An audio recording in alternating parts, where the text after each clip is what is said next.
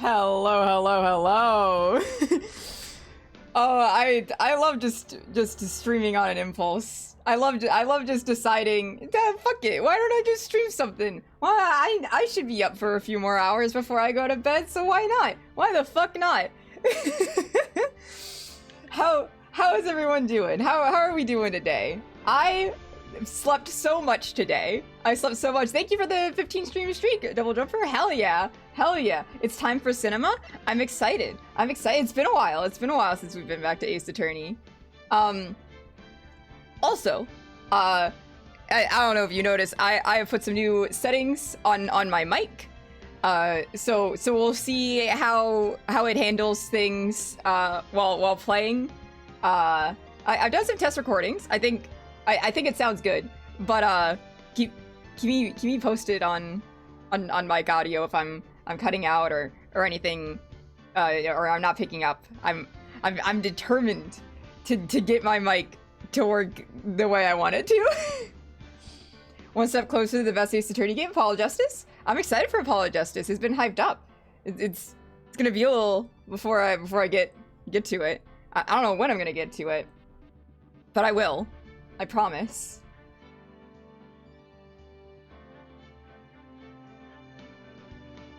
Oh man.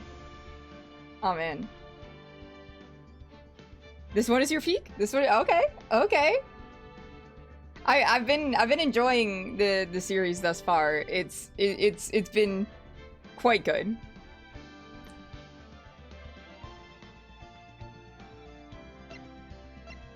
Oh man, I mean, there's really no reason to sit here. I don't have much to yap about. Why don't we get started? Why don't we get started?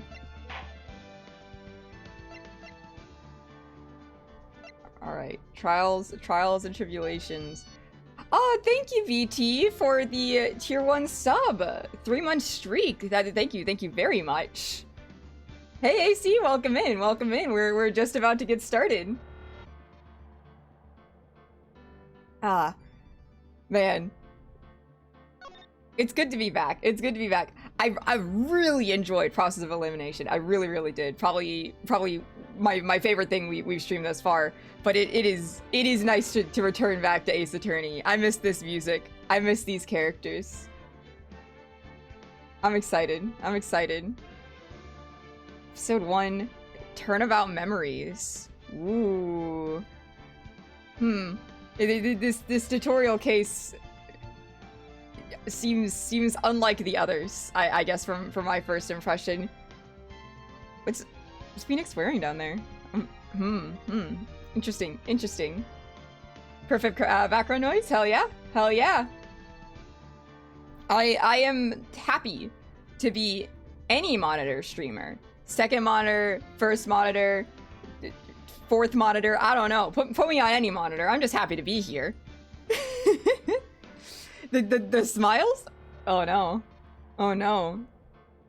Well, I guess the only way I'm gonna learn is if we hop on in. Turnabout Memories.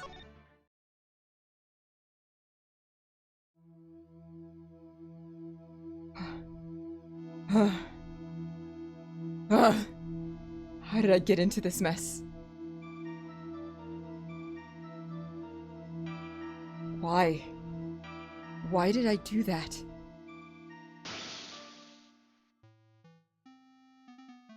Hello? That girl. You shouldn't see her anymore. Hey, it's none of your business. I'm telling you for your sake. If you continue to see her, it's going to be bad news. You're lying! Just listen to me. There's something you need to know about that girl. Stop it! Don't talk about her like that! What?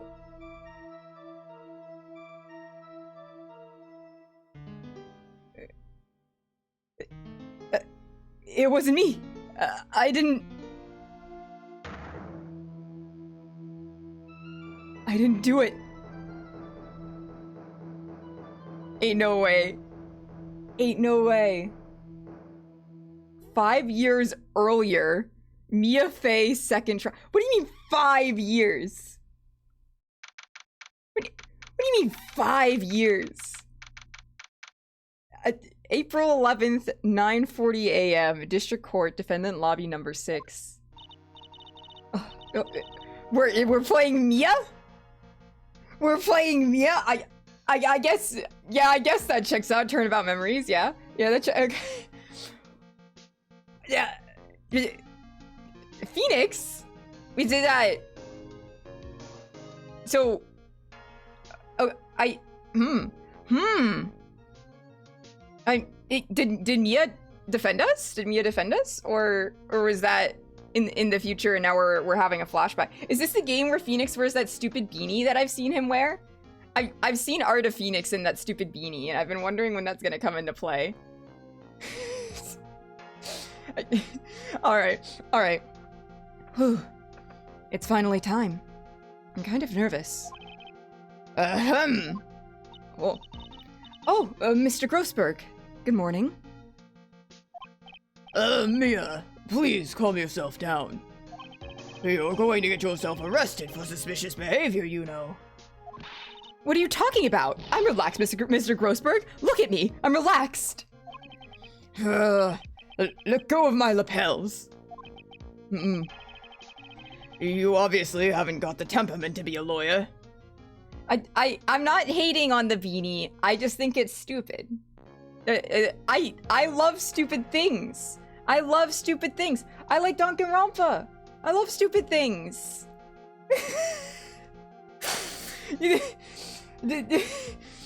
Beanies are nice. Beanies are nice. Yes.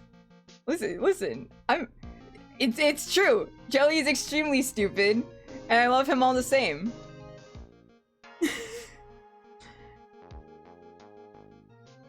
Yeah, thank you for stopping by, AC. I hope you have a good time. You should get around to these games eventually. They're good times. They're good times. I'm not mean. I'm not mean. I'm stupid too. I'm also stupid. I'm not punching down or anything. I'm punching up if anything. I'm a dumbass.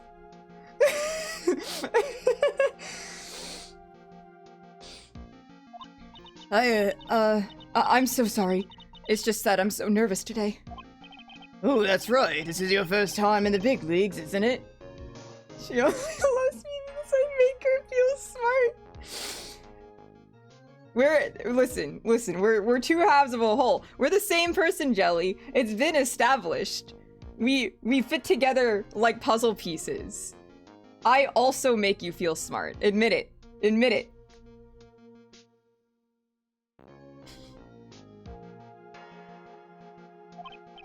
Well, never you fear, my dear. I'm Marvin Grossberg. I'm at your service. Actually, this is my second time in court.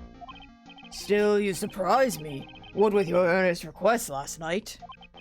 Let me handle this case, you suddenly said. And quite forcefully, too. I just found out yesterday. About the case, I mean. What, and you've already learned all the relevant facts? Well, about that, you see... I mean, of course I have. I think. Oh dear. In any case, don't let our client see you so nervous. You see the poor young man in the pink sweater over there? That's our client.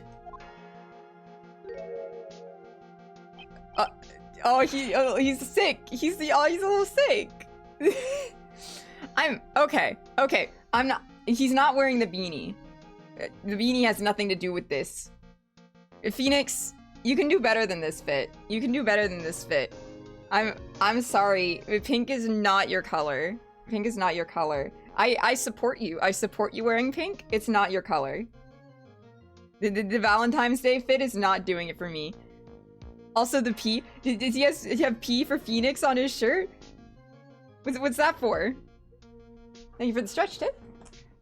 I'm mean to him. He's the biggest hater I've ever seen in my life. If he can't take what he dishes out, that's his problem. Little back crack. I haven't stretched today. Good morning there, everybody. Good morning. Try to keep smiling, Mia. I just want to say, I'll give it all I've got. Yep, it'll be fine. No prob. Oh, what's wrong? Do you have a cold or something, Mr. Rye? Actually, it's right. Like the Flying Brothers. People screw it up all the time. And yes, I have a cold. That's what this mask is for. My doc says this way I won't give it to anyone else. Kind to others, he says. Right, Mr. Wright. You have nothing to fear in court today. If you are truly innocent, I promise I will save you. Please let go of my shirt. That's right. He's the one on trial, not you. He's the one who should be nervous. You need to stay strong for your client, Mia. My name is Mia Fey. I'm still pretty new at this lawyer thing. The first time I appeared in court was a year ago. But that trial traumatized me so badly, I thought I'd never set foot in another courtroom. It's been 1 year since then, and, well, here I am again.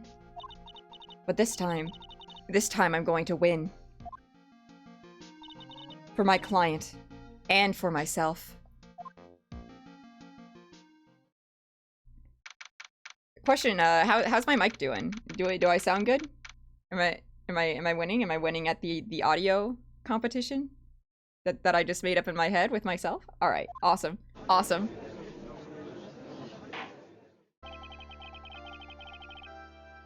Court is now in session for the trial of Phoenix Wright. The defense is ready, Your Honor. The prosecution is ready, Your Honor. What is he? Wait. Pain, what the fuck is that about? What the... Buddy, that's not a look for you. That's not a look for you. He does not rock it. No, he does not.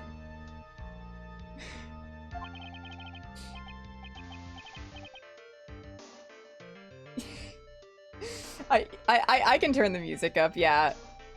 Just a tad. Let me know if it's all right with my audio. The defense today is Miss Mia Fey, was it? Yes, Your Honor. Is there a problem? I was under the impression that Marvin Grossberg was to be leading the defense. Yes, well, you see, Mr. Grossberg had a bit of an emergency. Emergency? But isn't that him standing right there next to you? Yes, well... You're just a rookie. Are you sure you can really handle this? Don't let him scare you, Mia. Give him your toughest look. Of course, Your Honor. I think. Well, Mr. Payne, your opening statement, please. Well. I can't believe a veteran like me has to spend his time babysitting a new defense lawyer. Don't worry, little girl. We'll all be over soon. What was that all about? Was he trying to trash talk me? Now then, I'd like to proceed with a summary of the events on the day in question. The incident occurred on the campus of Ivory University. The murder victim was a student named Doug Swallow. He was a fourth-year student studying pharmacology.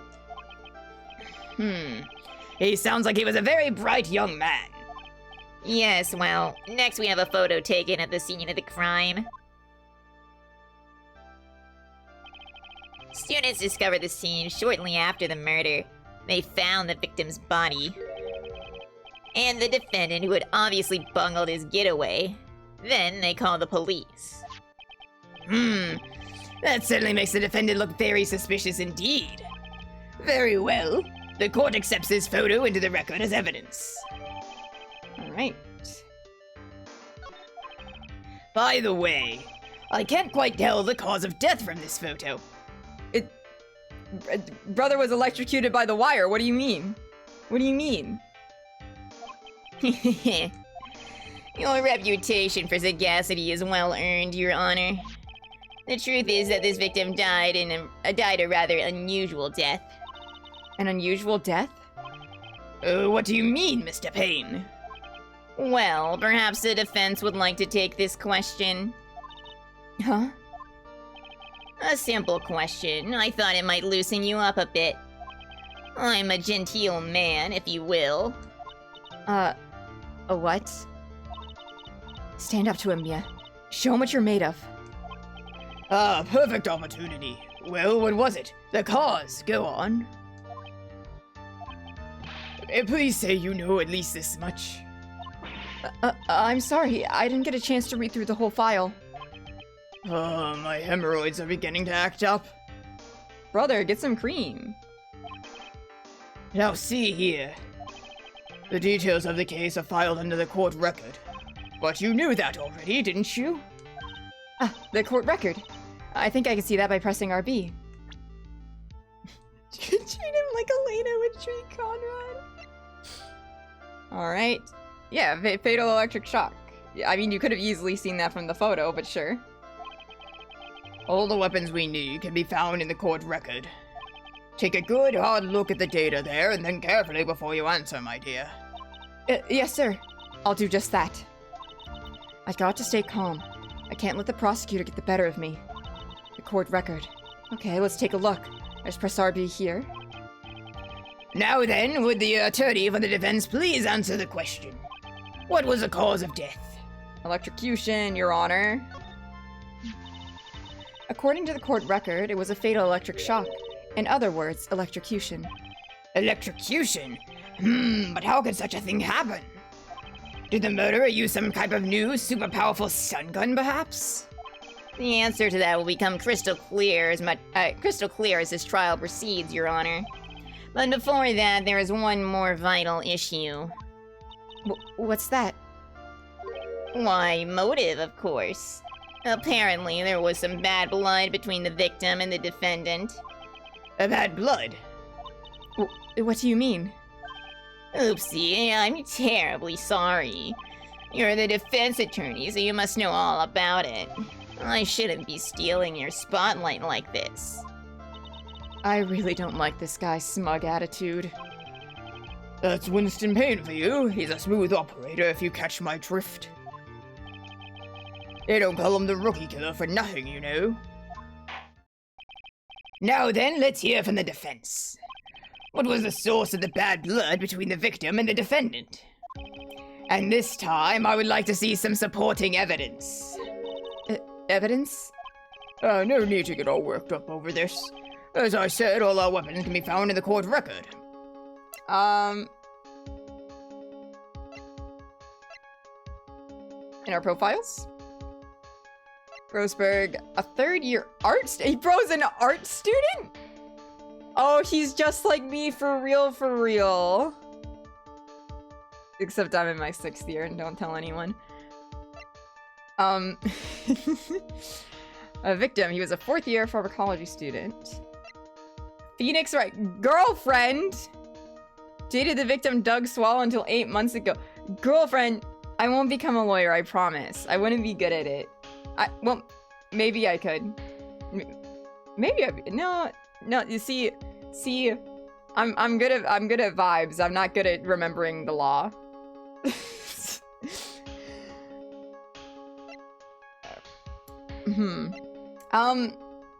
what the heck is this? Welcome to the CatCon tries to convince you that Phoenix likes the women era.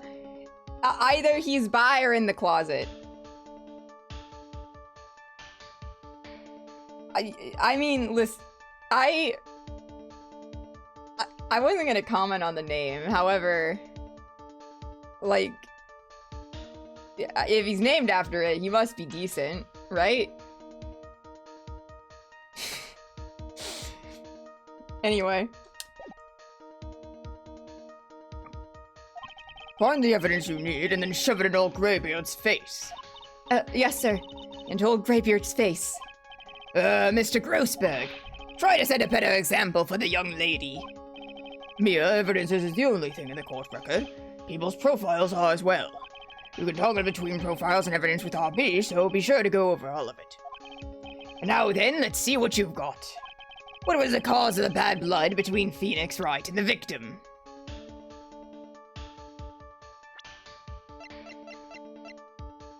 the girlfriend. The reason for the bad blood between the two of them was this woman here. Dahlia Hawthorne, is it? Very good, Miss Faye. You seem to have picked up on at least this much. This woman is a girlfriend of the defendant, Phoenix Wright. But up until about 8 months ago, she was with the victim, Mr. Swallow. Clearly, she has some part to play in this story. What if it was just a little accident? Or maybe. Okay. Theory time. Perhaps Doug was warning Phoenix about Dahlia because he knew that Dahlia was evil. And he was like, Phoenix, you can't be around that girl. She's fucking evil. And he's like, don't talk to her like that. What the heck? But Dahlia knew this would happen because she fucking hates Doug. He did not swallow good enough. And so she set up an opportunity to kill her ex and frame it on her new boyfriend. She doesn't love Phoenix. She's just setting him up for failure, for prison. That's my theory. He's done it again. Before the cross-examination starts, he's already got the judge thinking like he wants. Very well, Mr. Payne. Please call your first witness. If it pleases the court, the prosecution would like to call Mr. Phoenix Wright. What? The defendant himself? Well, Miss Faye? It's fine. After all, Mr. Phoenix Wright is innocent, right? Nah, he doesn't have to say a word. Then again, I'm thinking about America. The defense has no objection. Phoenix, I swear to God, buddy. I swear to God, if you testify like all the other people I've seen you deal with on the stand, I'm gonna have some words. I'm gonna have some words for you. Very well. The court calls Mr. Phoenix Wright to the witness stand.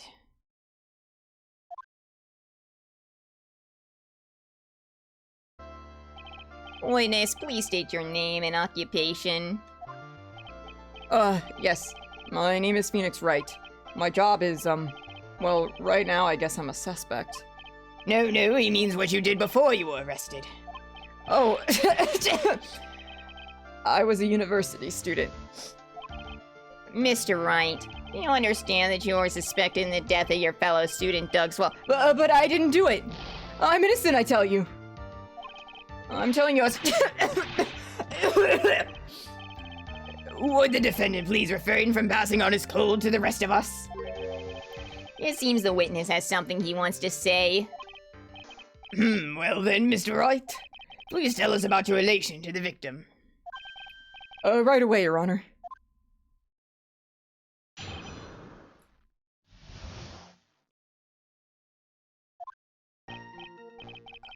I admit I was there.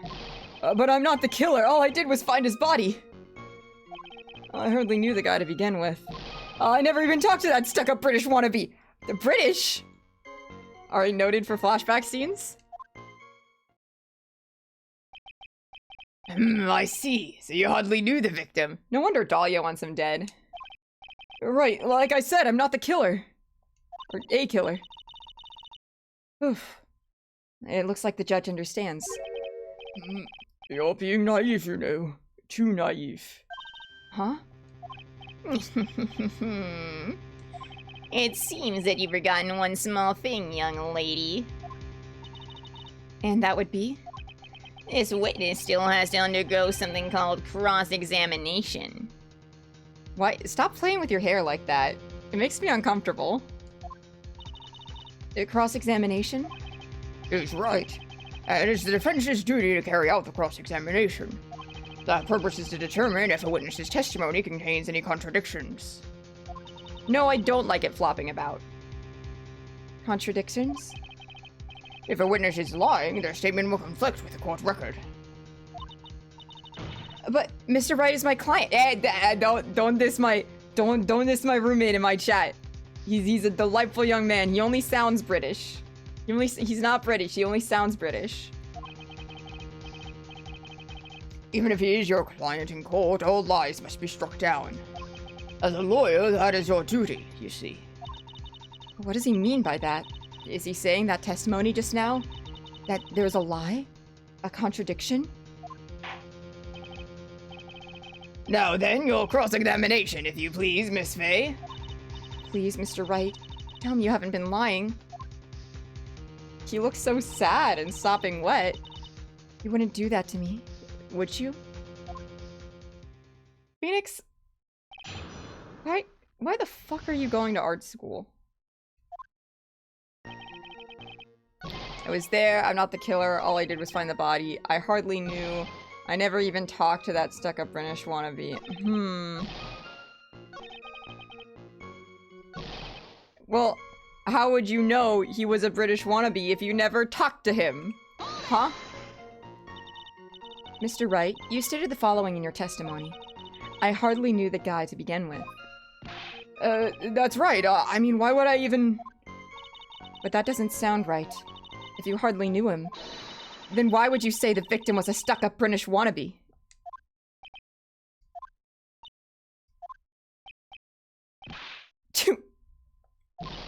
Well, Mr. Wright? No, it wasn't me. I'm not a killer, I swear. Mr. Wright, I will give you an opportunity to revise your testimony. How is it that you knew the victim was, as you put it, a British wannabe? Yes, well... He was always walking around with a huge Union Jack on the back of his shirt. Let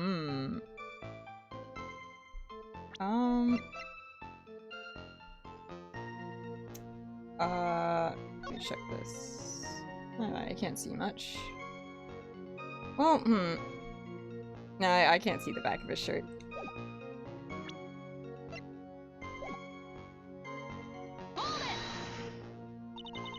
Did you see it at the crime scene? The Union Jack, I mean. Yes, that's right. I saw it at the crime scene.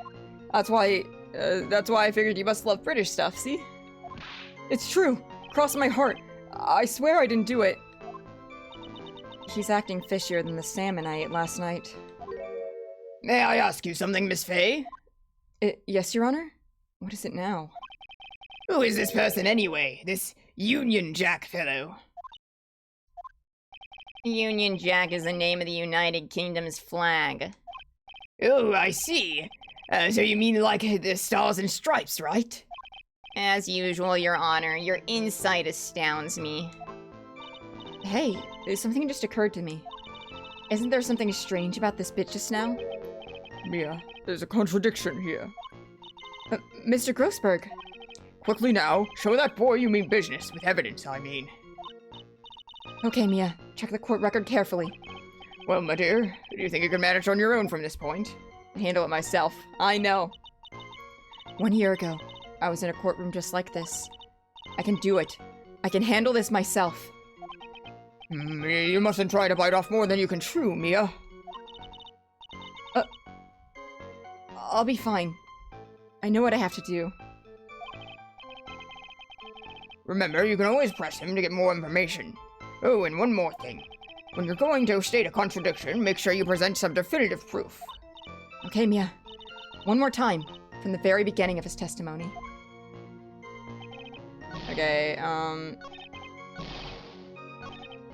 Union Jack on the back of his shirt. If that's the case, why can't I see it? This is the guy whose hemorrhoids do the Harlem shakes. Yeah. Hi, Boulder. He literally just mentioned it like a couple minutes ago. He needs some ointment.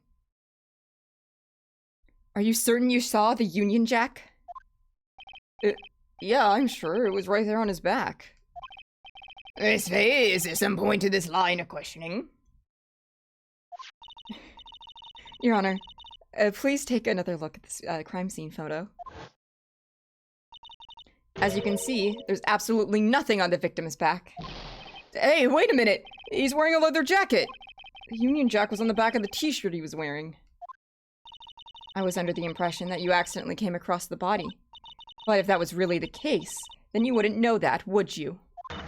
You'd have no idea what he was wearing underneath that jacket. Mr. Wright, you've been lying to me. Please forgive me! Mia, you've made our client cry. Let him! That P on his chest doesn't stand for Phoenix anyway. I can't believe I trusted him. Mr. Phoenix Wright was all wrong. That was an impressive bit of cross-examination. Thank you for uncovering the defendant's lies for me. It's quite clear that this man did not simply stumble upon the scene of the crime. Uh-oh. Did I go too far? By the way, Mr. Wright, you seem to have a rather bad cold. Have you taken any medicine for it? Yeah, I took some, but...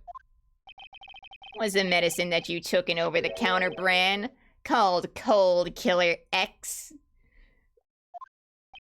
Yeah, that's right. It kills colds good. Hey, wait a second. How'd you know I'm a big fan of Cold Killer X? You're a fan? You're a fan of medication? Would you happen to have that medicine with you right now? Well, actually, I seem to have lost it somewhere. Oh no. Phoenix. You lost it? Does this even have anything to do with the case?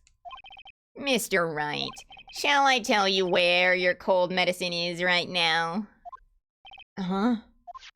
Your Honor, I'd like you to take a look at another photo from the crime scene. Well, what's this? In the victim's hand, it's Cold Killer X. Yes, but even I've got a bottle of Cold Killer X in my apartment. I'm sorry, but I'm afraid that argument won't work.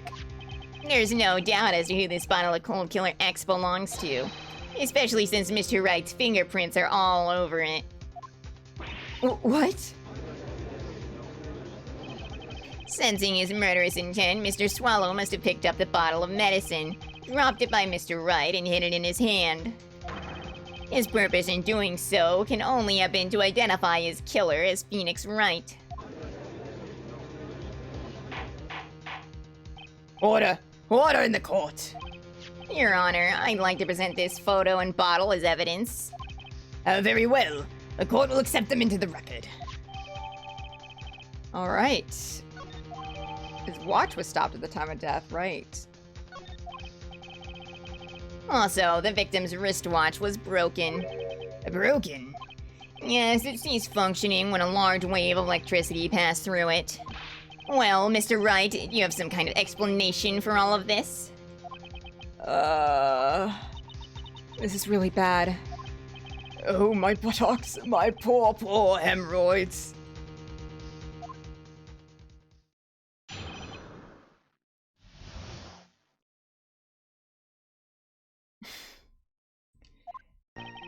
The truth is, I went because he called me. He was in the pharmacology department, so we agreed to meet at 2:45 behind that building. We talked for a bit, and then around 3, we split up. And later, when I went back, I found him lying there. I've been taking Cold Killer X for the last 2 or 3 days, but I lost my bottle of it around lunchtime on the day of the accident.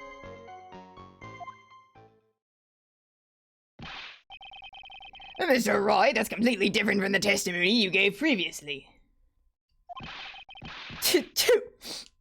I'm sorry, Your Honor. I was afraid you wouldn't believe the truth. You'll forgive me if I say I hardly find your current testimony more credible.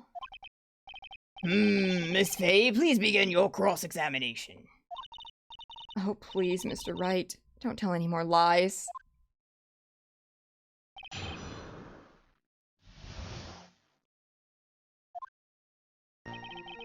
The truth is, I went because he called me, right? Okay,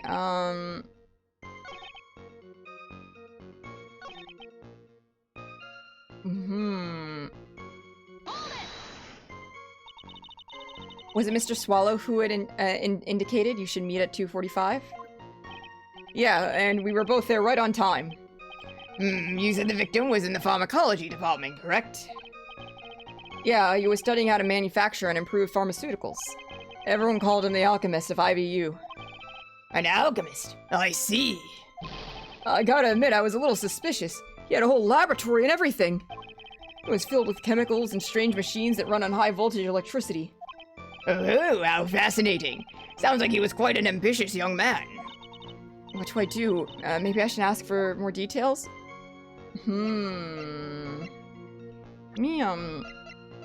What's the time of death? How are watches oriented again?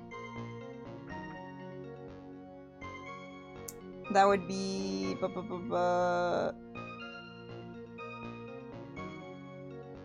I can read a clock.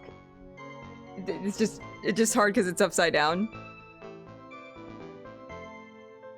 The, 3? Is it 3 or 4? It's been so long. It's 3. It's 3. So it'd be like a little past 3 then. Noted.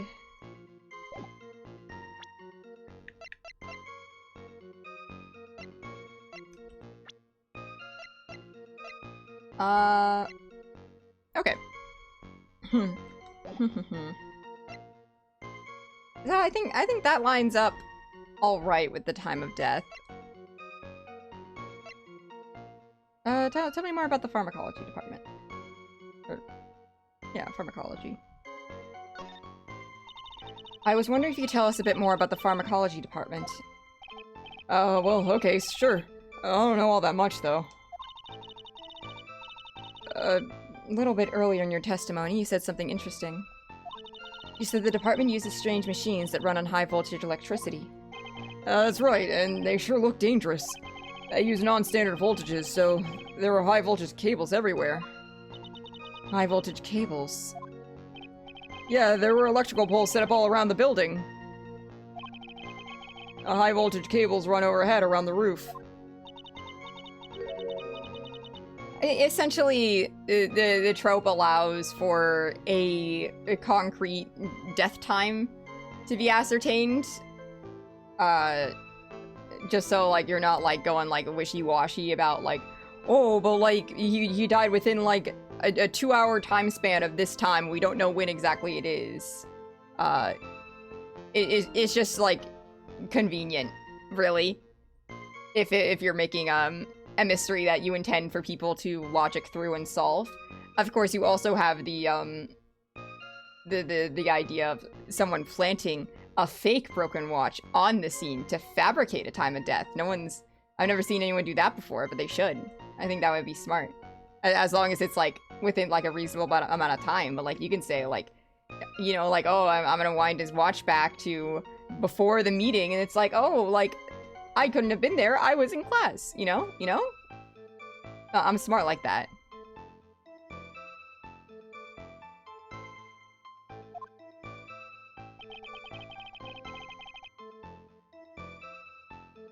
Split around 3.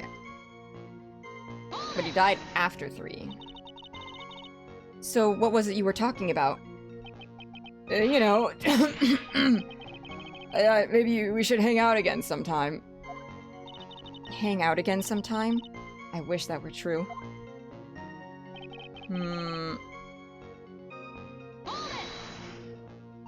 So you say you went back? Yeah, that's when I found the body. Yes, but why did you go back in the first place? Weren't you angry with him? That's right, I was. Then why, Mr. Wright? Why did you go back there? I thought maybe we could make up.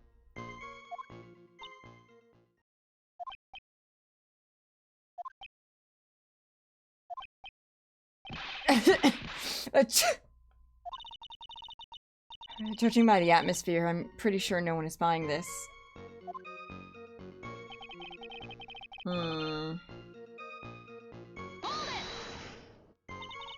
It's rather unusual to catch a cold this time of year, isn't it? Yeah, I always get a little careless when the weather starts to warm up. I guess I shouldn't sleep with the windows open this early in spring, huh? I suppose common sense is not always common. So, did anyone else know that you were taking cold medicine? Well, I always took one after meals, so I'm pretty sure all my friends knew about it.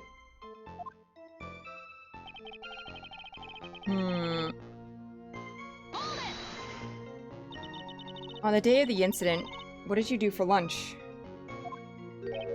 Huh? What does that have to do with anything? You can never be too sure. I always eat with Dolly. Just the two of us. Interesting. Interesting. Could it be that she stole your pills because she knew they had your fingerprints all over them and then she planted them on the corpse in order to frame you for murder? Dolly's homemade lunches are just the greatest. Her mini omelets are magically delicious. Oh, why did you punch me in the jaw? Oh, I'm sorry. I just felt like hurting someone all of a sudden. Mia, you good, girl? You good? Right, you have a good walk, Sisyphus? I think that's enough for now. So the defendant and the victim met at approximately the time of his death. And then the defendant returned to the scene for some unknown reason. I'm not entirely convinced by his explanation about the medicine bottle either. Let me be frank here, Mr. Wright. Your testimony cannot be trusted. What do you mean? I knew it was too much work for a little girl. However, there is one mystery that still remains. There is, Your Honor. How the murder was carried out, of course. Just how was the victim electrocuted?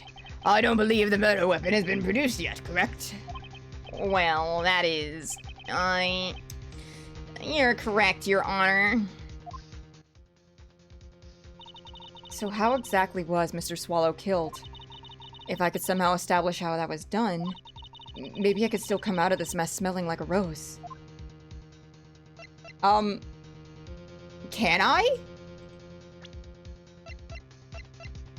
I mean, maybe I'll be able to point out the umbrella?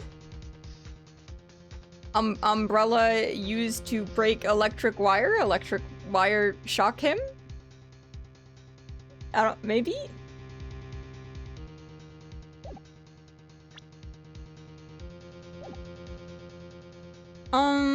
For no particular reason.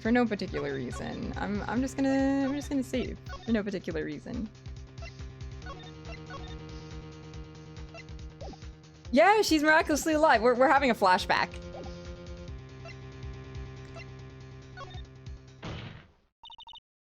Your Honor. Yes, Miss Faye? I believe that if we were to piece together everything we've heard up until now, we should be able to solve the mystery of how Mr. Swallow died. That would be most impressive. Quite the brash statement coming from a rookie. But even a beginner like you must understand the basic rules of the court, yes? An attorney must be able to substantiate their arguments with evidence. Of course I know that. Actually, I totally forgotten about that. Mia. I guess when we know her, she has 5 years of experiences. Everyone starts a little incompetent at first. Is that not the message of process of elimination? Now then, Miss Faye, let me see what you've got. Show me how you believe the victim was electrocuted. It's in here. Miss Faye, I'm deeply disappointed in you. Fuck! I'm disappointed as well, Miss Faye. To be honest, I'm a bit disappointed too, Mia. Achoo! Use my brain on this. Come on, Mia, you can't strike out here.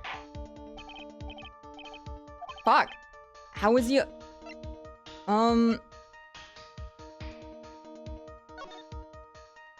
Wait, did I just present the wrong one? There we go. I was just stupid. I just didn't read. That's my bad. That's my bad. I really am incompetent, attorney. As for the cause of death, I'd say this picture captures it quite well. What? But there's nothing that even remotely resembles a murder weapon here. I'm afraid the defense is going to have to explain this.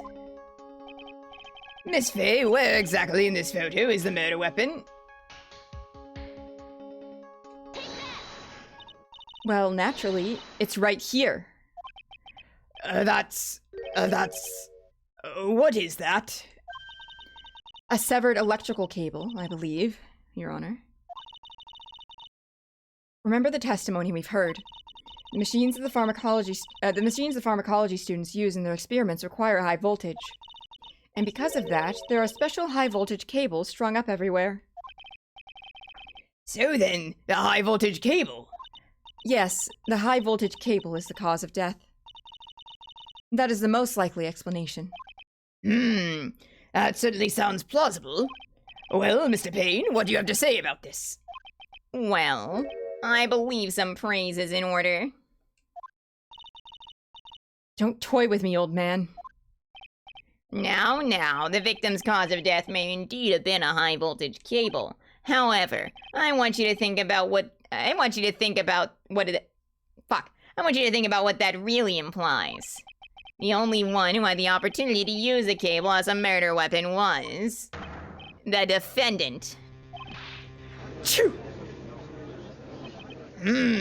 That much is certainly true. Yes, and that's not all. We have proof. Irrefutable proof that will establish that Mr. Wright was the murderer. You do? His fingerprints. Fingerprints? You mean the defendant's fingerprints were on something besides the medicine bottle? Let's take another look at the crime scene photo. As you can see, the victim is wearing a leather jacket. As you may well know, leather holds fingerprints quite well. You mean...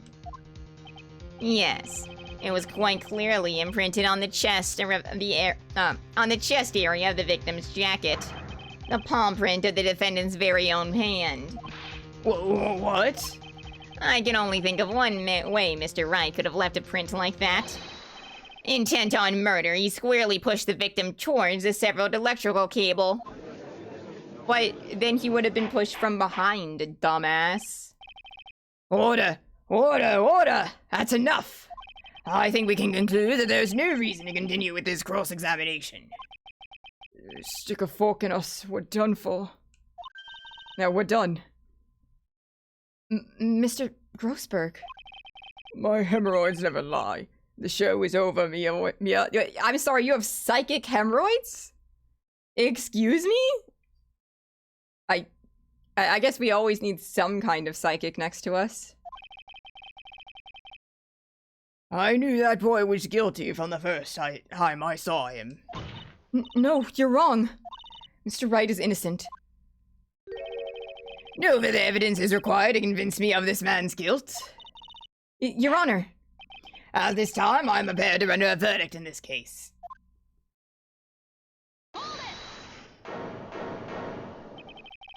You have something further to add, Miss Faye? Is this what you want, Mr. Wright? You still haven't told us the truth. The whole truth. If you don't say something now, the judge is going to hand down his verdict. But I can't. I just can't say it. If I told you what really happened, then I'd be... It's okay, Mr. Wright. I'm your attorney. You can trust me. Miss Faye. Oh, he's so serious. No matter what it is you have to say, I believe in you and I'll represent you to the very end. We've already established the defendant's guilt. There's no further need for him to say anything. Wait a minute. Mr. Wright. I'll tell you what really happened. But I've already told you, Mr. Wright, there's no need for further. I did it. I admit it. I pushed him. It's my fault. My fault that Doug Swallow's dead.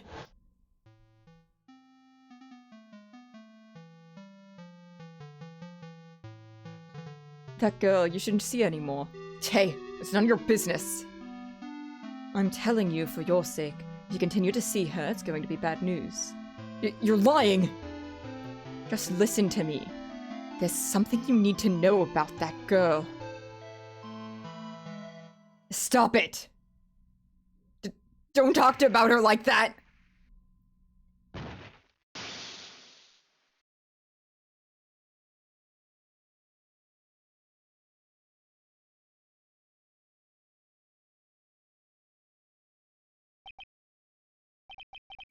Oh, what you just said? Oh, is that the truth? Yes, I was afraid. Afraid that if I told the truth, everyone would think I was the murderer for sure. Well, as things currently stand, we're all absolutely convinced you are. Please. Please give me one more chance to explain. This time I swear. I swear I'll tell the whole truth.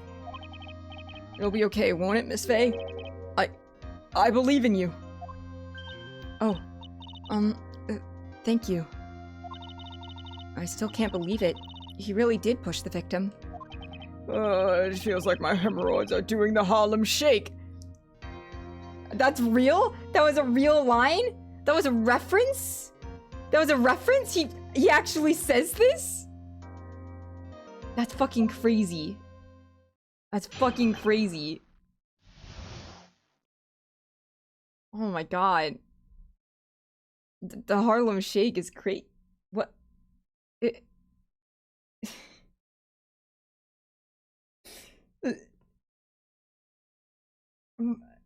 Wow.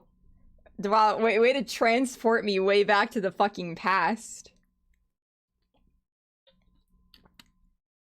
A Harlem Shake reference, that's wild.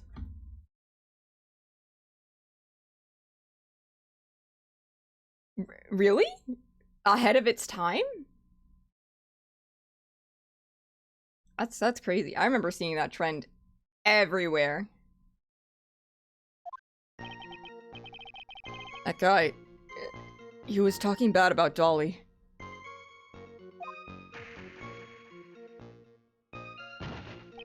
I lost my temper and gave him a shove. At that moment, I heard some kind of loud noise. A little while after I left, I started to get worried. So I went back, but he was just lying there, dead. Well, the explanation is really quite simple. When you pushed him, Mr. Swallow flew back and touched the electrical cable. That's crazy. That's crazy. It predicted the Harlem Shake. That's wild. Do we think that the meme got really popular because of Ace Attorney? Like people started playing Ace Attorney and getting like really into it in the early 2010s, and Harlem Shake got memeified? Or did it just like happen separately? He died from the shock, and that, as they say, is that. A simple explanation indeed. At the time of the incident, a light rain had been falling. What from the rain, the victim was more easily electrocuted. Translation must have gotten updated. That does make sense. That does make sense. We are playing the Steam like HD updated version. But when I pushed him, there weren't any electrical cables nearby. If there had been something like that, even I would have noticed it. That's true. Even a doofus like him could have missed that.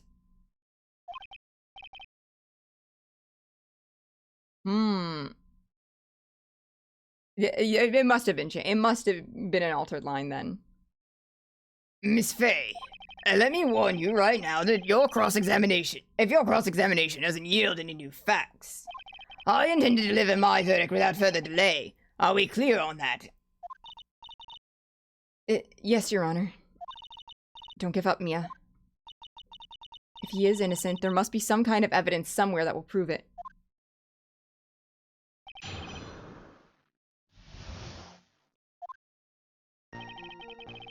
That guy, he was talking bad about Dolly. Right, okay, yeah. Lost temper, some kind of loud noise. Elaborate. A loud noise? And what would you say that loud noise was, Mr. Wright? I'm not sure, but it was really loud. It was like, snap. You know, come to think of it, I wonder what that was. Clearly, Your Honor, it was the sound of the victim being electrocuted. You're not qualified to decide that. What should I do? I'm treading on some dangerous ground here. More details. Always more details. Mr. Wright, that loud noise you heard may be extremely important. To try to remember what it was. How do I put it? It was like a sharp crack. Ha! Could it have been... Yes? Could it have been... Hurry up and tell us. When I pushed him, he dropped the umbrella he was holding.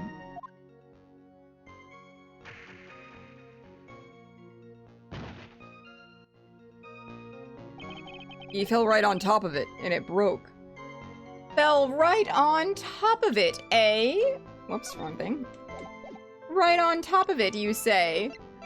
And then why is it all the way over there? Curious. Curious indeed.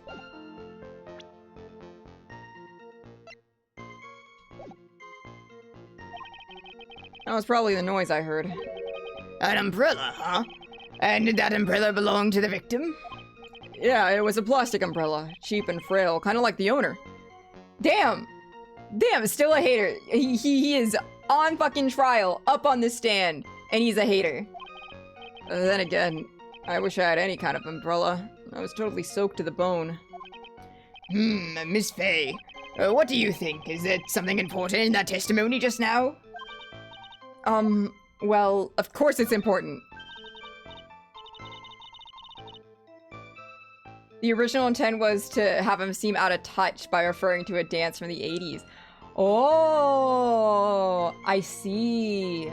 I see. Now he just looks like he was very big in meme culture around 2013. This is it, Mia. The new information you've been waiting for. Of course it's important. No, this cheap umbrella is more than important, it's vital. I want to have it officially entered into the testimony. How perfectly fitting. Flimsy information for a flimsy lawyer. The court agrees to the defense's request. A witness, please add the bit about the cheap umbrella to your testimony. Fell down on top of his cheap umbrella. Then explain this. Why didn't you testify about the umbrella from the very beginning? Come on, if I had mentioned that, I would have been able to counter the prosecution's arguments earlier. What do you mean by that? Take another look at the crime scene photo. According to Mr. Wright, the victim fell on top of his umbrella. However, if you look closely, the umbrella is nowhere near the victim. Actually, it's by the electrical pole. You're absolutely right. The conclusion here is obvious. After the defendant left, the victim moved from where he fell. In other words, after he was pushed by the defendant, Mr. Swallow was still alive. No! Order! The victim, he moved? Mr. Payne, the umbrella in this photo, where is it now? Well, it was collected by the police at the crime scene. I want it presented as evidence immediately. But the umbrella could have been simply blown there by the wind. According to the testimony, the victim fell on top of the umbrella. There's simply no way it would have been blown there by the wind.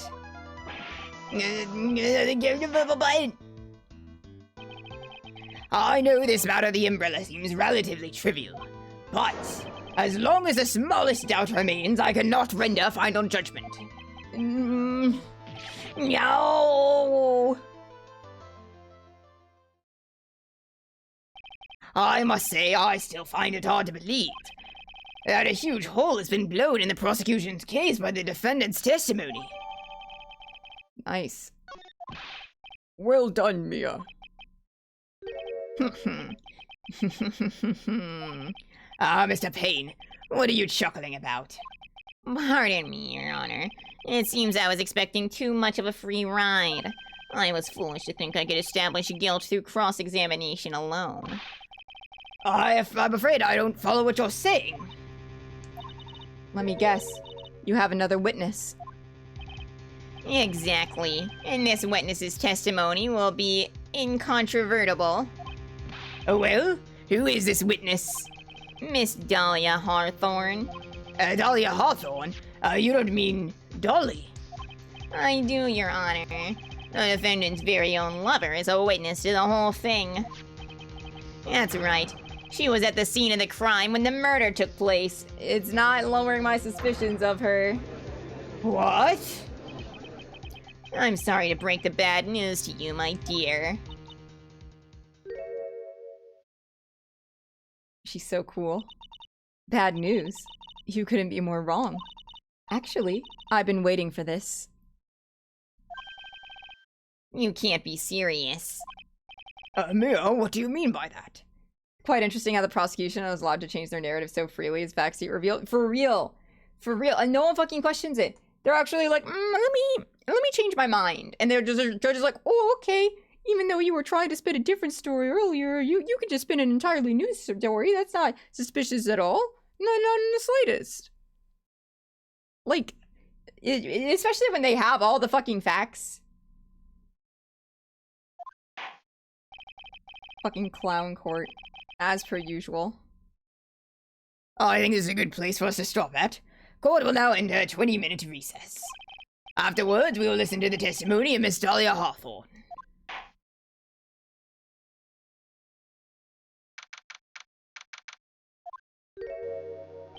Miss Faye, I'm sorry about what happened back there.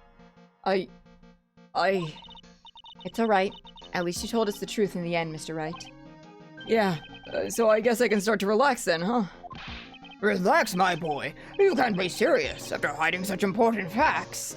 But the next witness is my Dolly, right? She'll save me. I just know she will. Why do you think that? What do you mean? She's the love of my life, that's why. The love of your life, huh? Would you mind telling me more about you and Miss Dahlia Hawthorne? Sure, no problem. Dolly and we first met about 8 months ago, right here in this very courthouse. Actually, I'm studying to be a lawyer on the side. Anyway, on the side? On the side? Why are you an art student first, the lawyer on the side? Why is that the order of events, Phoenix? Night, Jumper. You have a good night. Sleep well. Lawyer on the side, though. That's crazy. That's crazy. What does he mean? Why wouldn't he just focus on being a lawyer? Like, I feel like you don't, like, just, like, be studying law on the side. I think law school is, like, a really big deal, isn't it?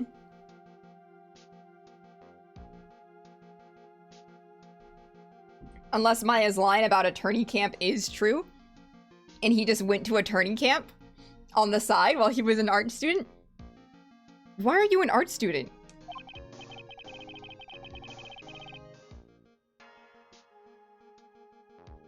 Still thinking about the Jellies fan culprit man who wanted to make his movie successful through murder. Fill more seats. That's a good one. That's a good one. One day, she and I just bumped into each other in the reading room downstairs. That's why I really think it was fate that brought us together. As soon as I first set eyes on her, I knew that she was the one for me. Oh, here! Take a look at this!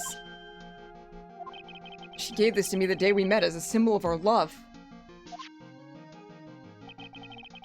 She'd been wearing it around her neck that day, but then she took it off. but before she gave it to me, she said, "I want you to carry this." So she gave it to you as a present, I see. This darling little bottle is filled with memories of my darling little dolly. It certainly is a little bottle, all right. It makes me so happy. I show it to everyone I meet. Okay, he's a little cute. He's a little cute. He's a little baby. Something about, like, finishing school made Phoenix an asshole, though. That's what I'm saying. Right now, he's filled with whimsy. What happened to his whimsy? Give him his silly back. I want to share my happiness with the whole world. Oh. Alright. He shows it to everyone. Anyway. So after that, you and Miss Hawthorne started dating?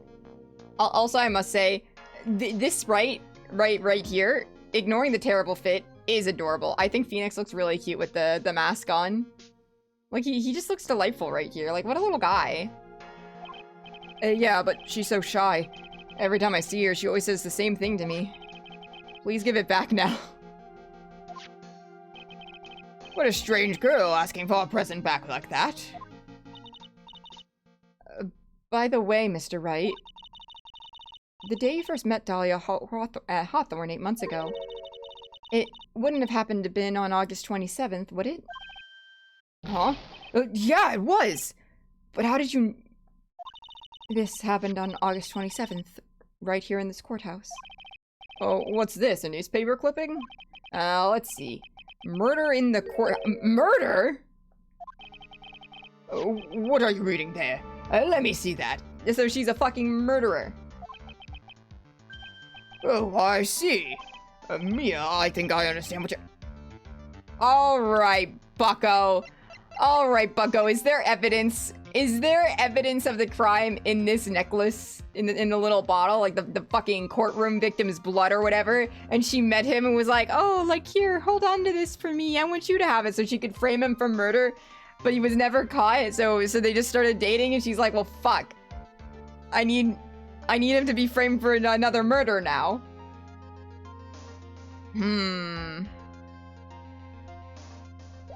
Phoenix, buddy, she never loved you, I'm sorry to say. And I understand why you suddenly took such a keen interest in this case. You believe there is some connection between these two cases, am I correct? I hope you don't mind, Mr. Grossberg. I need to finish this myself. Can we read it? Alright, murder in the courthouse. Very little information is being disclosed at this time, since the victim of yesterday's incident in the district courthouse cafeteria is said to have been a lawyer. However, police are questioning the 19-year-old female college student who was sitting with the victim. Suspicious.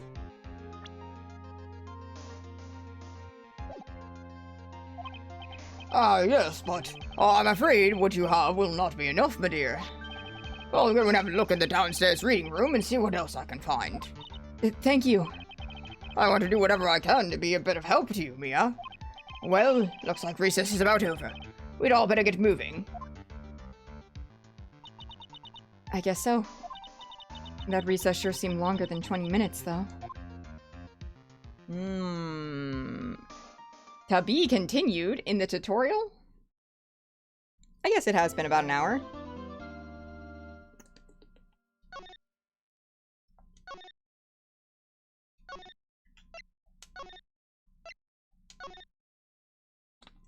Alright. I see no reason to just not go for it.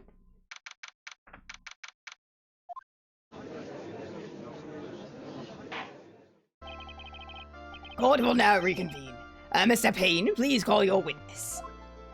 And this next person is someone who witnessed the crime as it happened. The prosecution calls Miss Dahlia Hawthorne to the stand.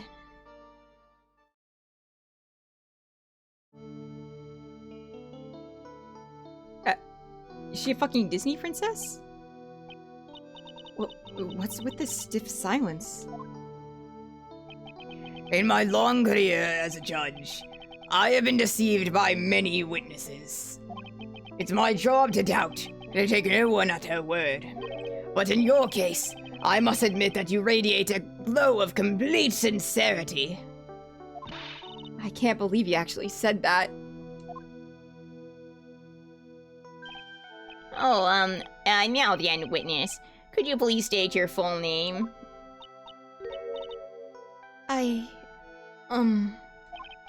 Don't worry, sweetie. There's no need to be nervous. Don't call her that. Don't call her that. If anyone says anything rude, you can be sure I'll cut them right down to size. And I will bash them with my gavel. I love how they look straight at me when they say that. Thank you for calming my nerves. You're also nice. I almost feel right at home. Not at all. It was nothing. If we may move on now, what is your full name and occupation? My name is Dahlia Hawthorne. I'm a junior in literature at Ivy University. I just want to say, it's an honor for me to be here in your noble presence. The honor is all mine. No, the honor's all mine. Well, we know whose milkshake brings all the boys to the yard. What is going on? What is going on in this I'm sorry, what? Mia, what? Harlem Shake? A milkshake brings all the boys to the yard? What the fuck is the localizer doing? Huh? Also, yeah, what milkshakes? Girl's flat as a board, no offense. Like, her titty small. She's valid. But, like, there's no milkshakes to be seen.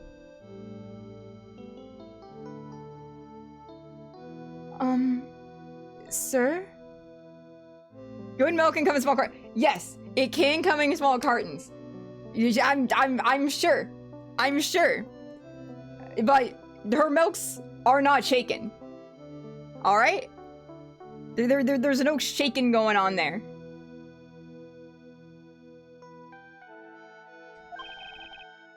Is there something I can help you with? You just go on and say whatever is on your mind. I'm sure that there must be some kind of mistake. Feeny wouldn't kill anyone, I just know it. Yes. I can see why you'd say that, Feeny.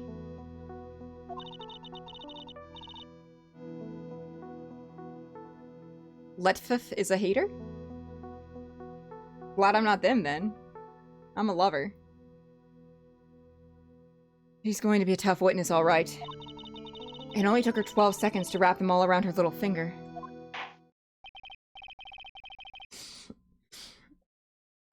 Okay, and you're on your phone. Learn to type better. I'm a lover of small boobs. I'm just saying they're not shaken.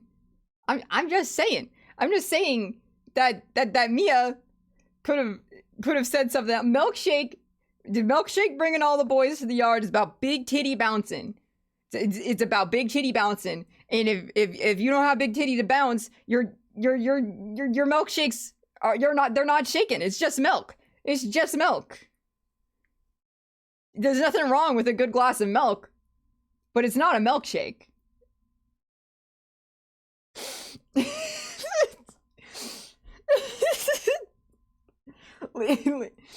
Listen, I'm just saying,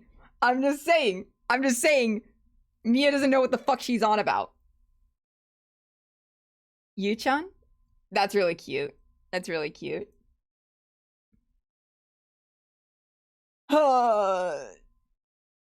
Feeny's fucking crazy. Like, I'm sorry, like, it sounds like she's like gonna call him like her little Feeny weenie, and I don't want her to do that. Have I seen Mia? If anyone knows, yeah, she has the milkshakes. Why is she not bringing the boys to the yard? Why is it Miss Flat as a board? Like, again, all titties are equal, but only one of these women's titties are shaken. That's all I'm saying. No. She's not an expert, because her milkshakes have apparently not brought any boys to the yard. I think Feeney's a cute nickname. I just don't want to. I just don't want it to expand. You know, if she starts going like, "Oh, my little Feeny weenie is so precious. He would never hurt a fly," then I'm done. She can say Feeny. It's fine.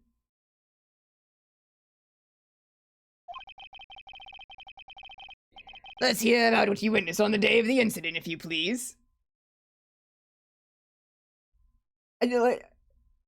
No, putting fucking words in my mouth. Putting words in my mouth. She can bring the girls to the yard. That's fine. I'm just saying, regardless of Mia's orientation or preferences, the boys are not coming to her yard. I feel like as a woman, as a big titty haver myself, as someone who can relate to this scenario, I'm just gonna say that men will come to your yard regardless of if you kiss women or not. If your milks are shaken, they'll be looking. That's just it just happens. It just happens. It's just a rule of walking down the street.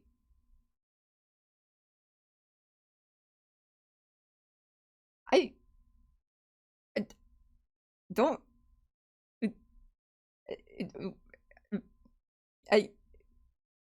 Never mind. I'm not gonna elaborate. Actually, never mind.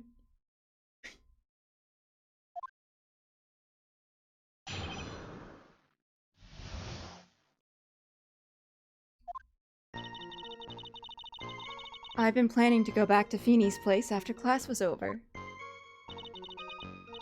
Feeney and Dougie, they were talking behind the building. Then suddenly, Dougie got all wobbly and just collapsed.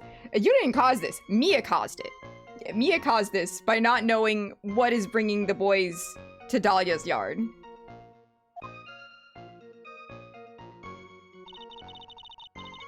That's when Feeney noticed that I was there. I went to go find some other students and they called out to the authorities. I'm just saying that Dahlia's milkshakes, if they are bringing the boys to the yard, personally, I think that Mia's are damn right better than hers. Means something else by Milkshake. Would you like to elaborate? Would you like to elaborate about that? Would you like to elaborate?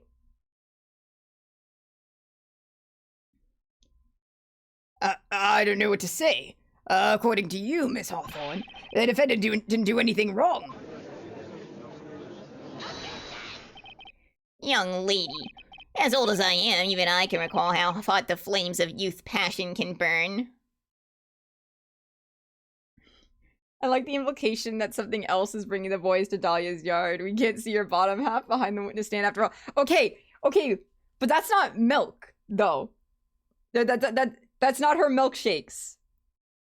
If she has a fat ass, good for her. Good for her. There's no milk in your ass. What?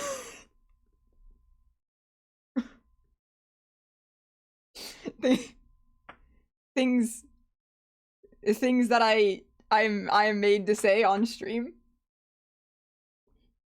She was eating, I didn't swallow, and good for her. Good for her. Listen, if she has other kinds of milk, good for her.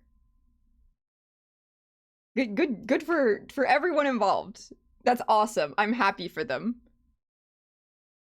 However, now I'm canceling Payne and the Judge for fetishizing trans women. Thank you.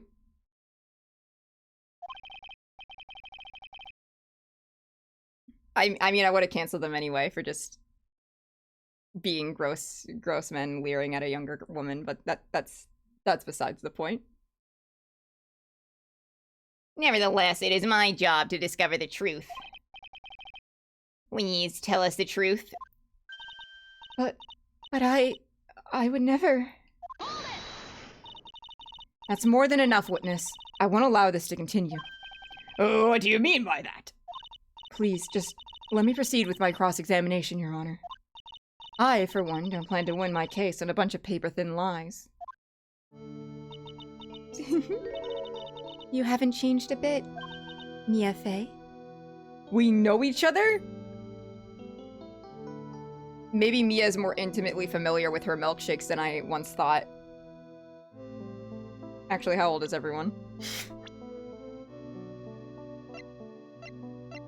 Okay. Maybe.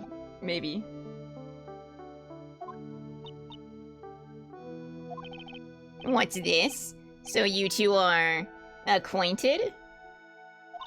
Yes, we've met before. Once. In any case, Miss Fey, the floor is all yours. It's good to see you again, Madame Fey. Madam? I'm no one's grandma yet, girlie.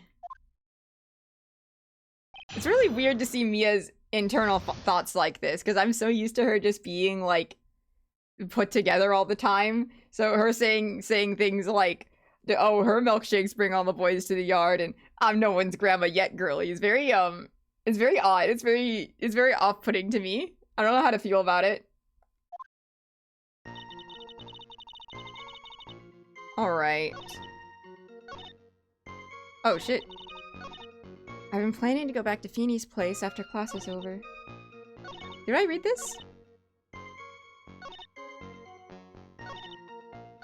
Did I black out or something?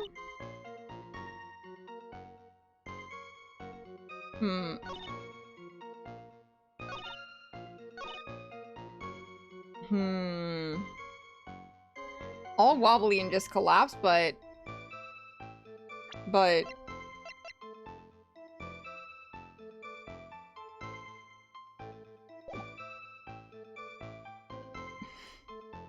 Heartbreaking. Your wise mentor figure of the last 2 games has had the same internal monologue as the protagonist of Maria-holic. Oh no. Oh no. Oh. Oh no.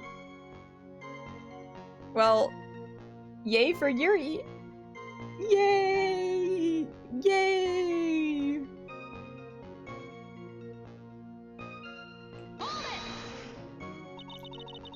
Are you saying that the victim just collapsed on his own? Yes. In other words, the defendant never touched the victim. Is that right? I was watching the whole time. Feeny never did a thing to Dougie. If I press her for no good reason, I just know the judge will get angry with me. So what should I do about her testimony just now? Show the contradiction! Feeble lies are not very becoming, Miss Hawthorne. So let's drop them, shall we? What? I would never... Miss Fey, I'm not allowing you to badger this witness. I believe the defense is engaged in a fishing expedition. That is, she has no supporting... Please don't glare at me like that. I'm just doing my job. Now then, Miss Hawthorne. The defendant's palm print was found on Mr. Swallow's leather jacket. It has already been shown that Mr. Wright did, in fact, push the victim. What? There's no need to try to cover up for the defendant. It would be much better if you came out and told us the whole truth. There's nothing to worry about, young lady. Just tell us everything that you saw. Yes, Your Honor. I will. If you don't mind, I'd like to revise my testimony. Looks like we're finally getting somewhere. You didn't see the moment he pushed him. You didn't see it? Well, I saw the moment when Dougie fell to the ground. And at that time, there were only 2 of them at the scene. And the defendant, Phoenix Wright, and the victim, Doug Swallow. Yes, that's right. I I don't know. I don't trust her like this. I don't trust her. It didn't look like they were fighting, and I didn't hear anything unusual either. So then, what did it look like they were doing to you? Yeah. I thought they were having a nice, friendly afternoon conversation. Oh, give me a break. That's why I really wasn't watching them all that closely. Did you notice anything out of the ordinary at all? No, nothing at all, Mr. Judge. Oh, I like the sound of that, Mr. Judge. Now then, please proceed with your testimony. Didn't hear anything unusual, eh? Oh, there was a loud snapping sound. You say you didn't hear anything unusual, is that correct? Yes, that's why I was very relaxed, looking at the scenery around me. That's nice, but I find that just a little odd. I have here the testimony of your boyfriend, Mr. Phoenix Wright, and he clearly testified to the effect that when he pushed the victim, he heard a sharp, loud noise. He said that? If you were really that close to the two of them, why didn't you hear this noise as well? Well, maybe the noise just wasn't all that memorable. But according to Mr. Wright's testimony, it was a sharp noise like a snap. There's no way a noise like that could fail to make an impression. Yeah. May I have a moment to answer? By all means. I know the reason why I didn't hear the noise. You see, the truth is, I had my headphones on, and I was listening to music at the time. Your Honor, I had AirPods in. Headphones? You mean that both of your ears were covered? The rain was just beginning to let up, but it seemed as though Thor wasn't ready for his fun to come to an end yet. So the sky continued to flash and rumble. Thunder and lightning, huh? That sounds very, very frightening. Yes, I'm afraid of the sound of thunder, so I put my headphones on to block it out. Well, Your Honor, as you can see, there weren't any contradictions in our testimony after all. Wait a sec, Mia. That testimony just now. She said something that could totally change this whole case. Oh. What the fuck did she just say? The lightning? Oh. There was lightning. Is no one guilty? Is no one guilty? But what about the murder in the courtroom? Maybe that's set up for later. Maybe that's set up for later. Your Honor, there's a problem with the witness's testimony. What do you mean? Didn't you notice? She said there was lightning, correct? Yes. What about it? Well, lightning is actually a large discharge of electricity in the atmosphere, am I right? Now's not the time for a science lesson, Miss Fay. Yes, Your Honor. Anyway, since the cause of death was electrocution, isn't it possible that the victim died by being hit by a lightning bolt? Oh, yeah. I must admit, the thought had not occurred to me. Just what kind of thoughts do occur to this guy anyway? I get where Phoenix got his haterisms from. Did Mia turn him into a bona fide hater? Took away his art school whimsy? This entire case is built on the premise that Dr. Doug Swallow was murdered. Or Mr. I don't know why I said doctor. He's not out of college yet, and he never will be because he's dead. But that very premise itself is mistaken. The defense believes that Mr. Swallow was, in fact, the victim of a stray bolt.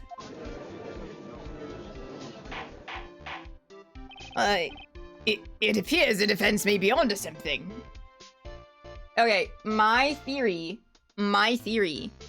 after Phoenix pushed him, right? And he left the scene after pushing him, so he didn't see him get back up. But Doug, you know, he gets up, he tries to, like, grab his umbrella, it's broken, most unfortunate, you know. And then, as he's, like, standing up, lifting his umbrella, you know, it's, like, a little close to the wire, the umbrella, the height of it, and perhaps whatever material it is made of, attracts a bolt of lightning to him. And it strikes the umbrella, and in doing so, it also strikes the electrical wire above the cables. And that causes him to stumble. He drops the umbrella and he stumbles and he fucking falls. And he falls in a place where the wire hits him, and then he dies. I'm a genius. I'm a genius. Could it be that the death was actually accidental? All right. You did it, Mia. I'll be taking that not guilty now if you don't...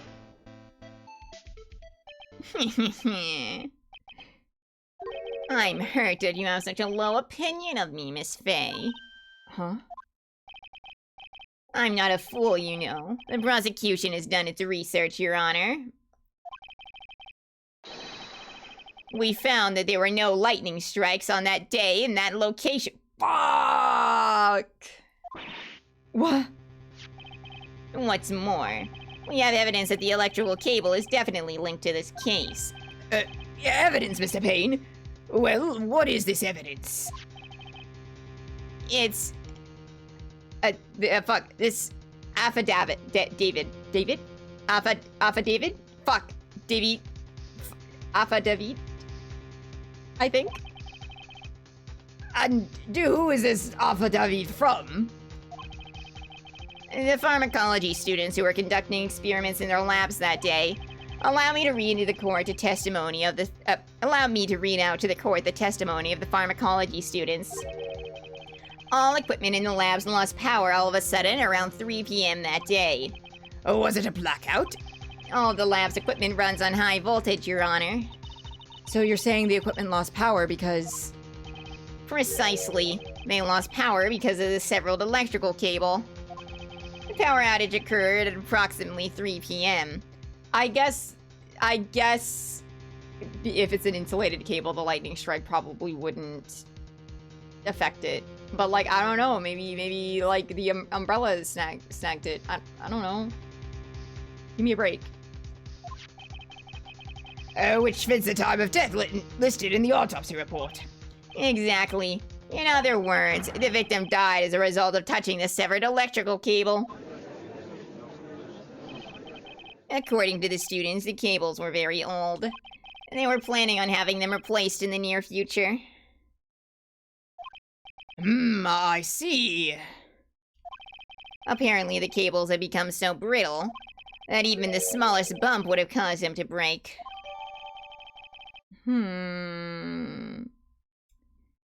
They were so brittle, you say, that even the smallest bump would have caused this. Then, perhaps, the lightning strike would have broken it, and I'm still smart. However, there's one thing that troubles me. If the cable could have been broken by any small bump, then it wouldn't have snapped if it hadn't been bumped into, correct? Well, I suppose you could say that. Or maybe when he just picked up his umbrella, he wasn't careful and... and, you know, he just hit the fucking cable. No lightning involved. Well, do you have any thoughts regarding the cause of this severed cable? Your Honor. I don't like how this is looking one bit. I have to come up with something to try to regain some momentum. If it pleases the court, the defense would like to state its opinion. Oh, well then, let's hear it. Who or what was it that caused the cable to break? The umbrella! It was the umbrella that did it! Your Honor, this is it. This is why the cable snapped. Well, Your Honor? I believe that the only thing that is snapped is the mind of the defense. What? Yeah, that was one of your best lines yet, Your Honor. Ouch, that was harsh. Please, Your Honor, give me one more chance. Wait, do I not have a risk of a game over? I guess it's a tutorial case, yeah. Alright. Well, then let's hear it. Alright, fuck, alright. Alrighty. I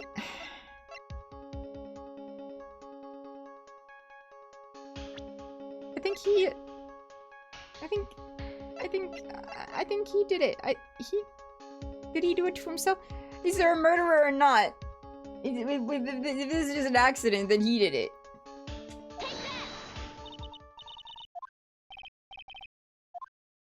Damn it. Alright. Alright. Fine. Fine, she did it. What? What the fuck do you mean? Okay, fine, fine, fine. Let me look through everything.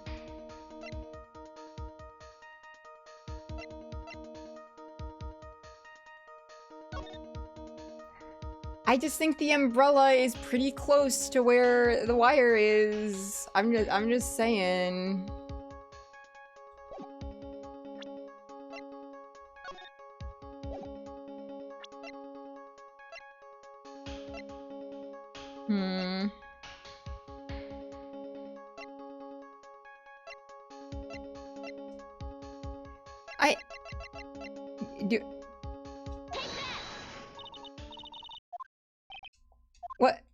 What do you mean? What do you mean? What the fuck do you want from me? What caused the cable to fucking break? I've presented everything. What do you mean? The murder 8 months ago? What the fuck do you mean?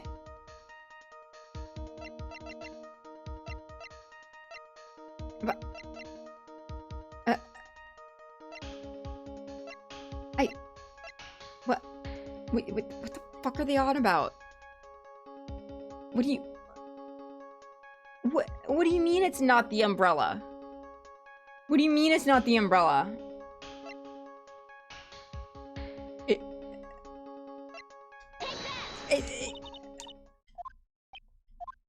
What the fuck? What the fuck? What the fuck do you mean? What the fuck do you mean?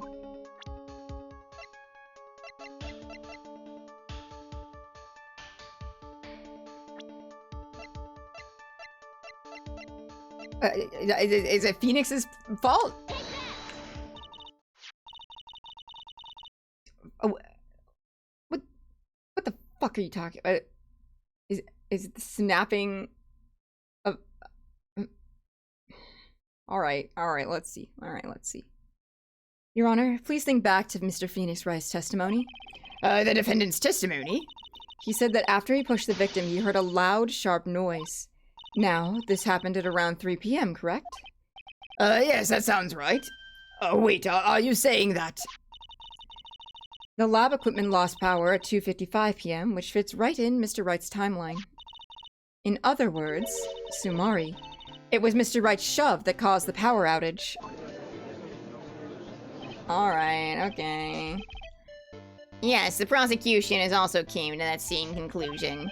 It was a very shove that caused Mr. Swallow to be electrocuted. I'm afraid I can't agree with you there, Mr. Payne. What's that supposed to mean?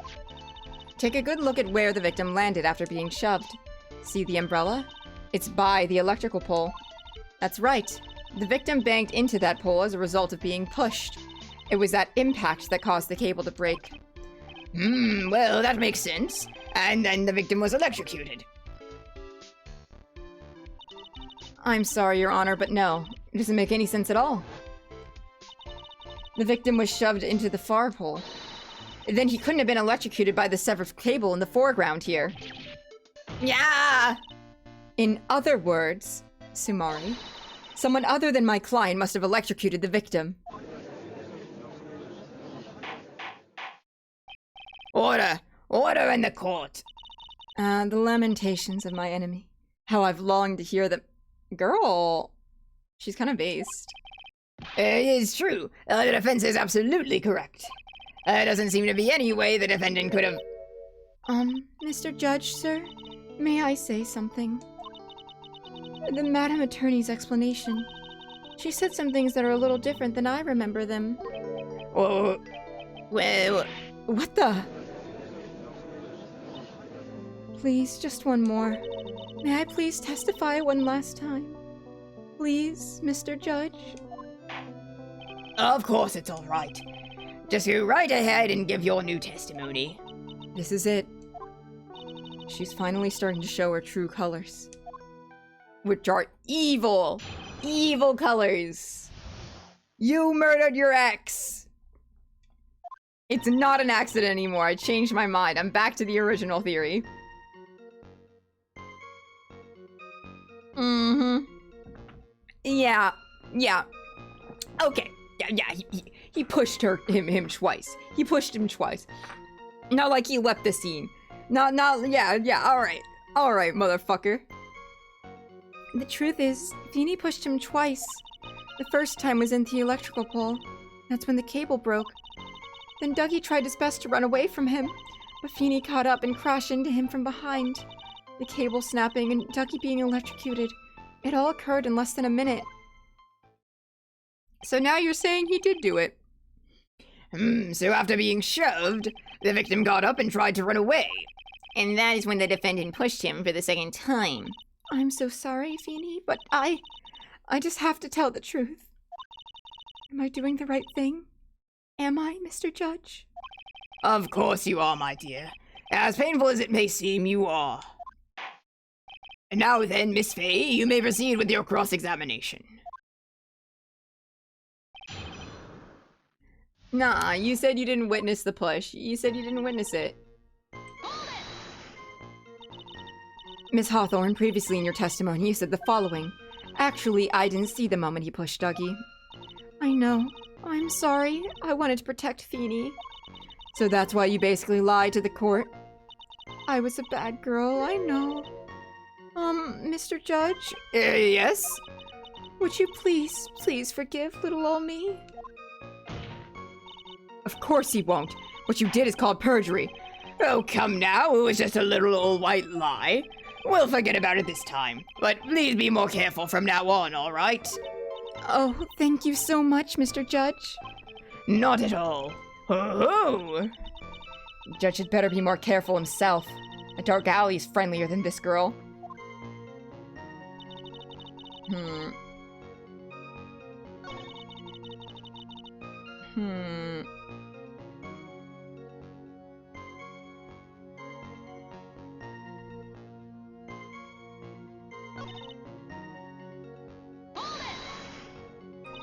That doesn't sound quite right. There were handprints found on the chest of the victim's leather jacket. Mr. Payne, were those prints also found on the back of his leather jacket? Well, no, there weren't. Madam Fay, may I suggest you listen a little more carefully? I said that he crashed into him from behind, right? My Feeny wouldn't leave any prints behind in that case, would he?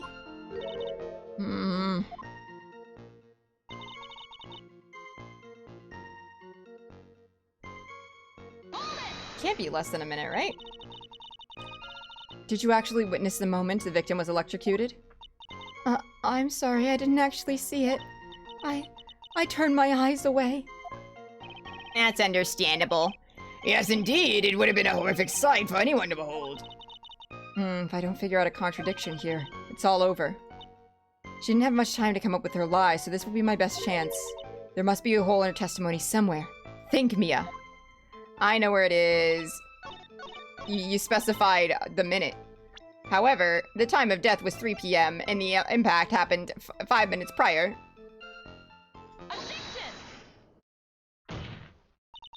That's enough, witness.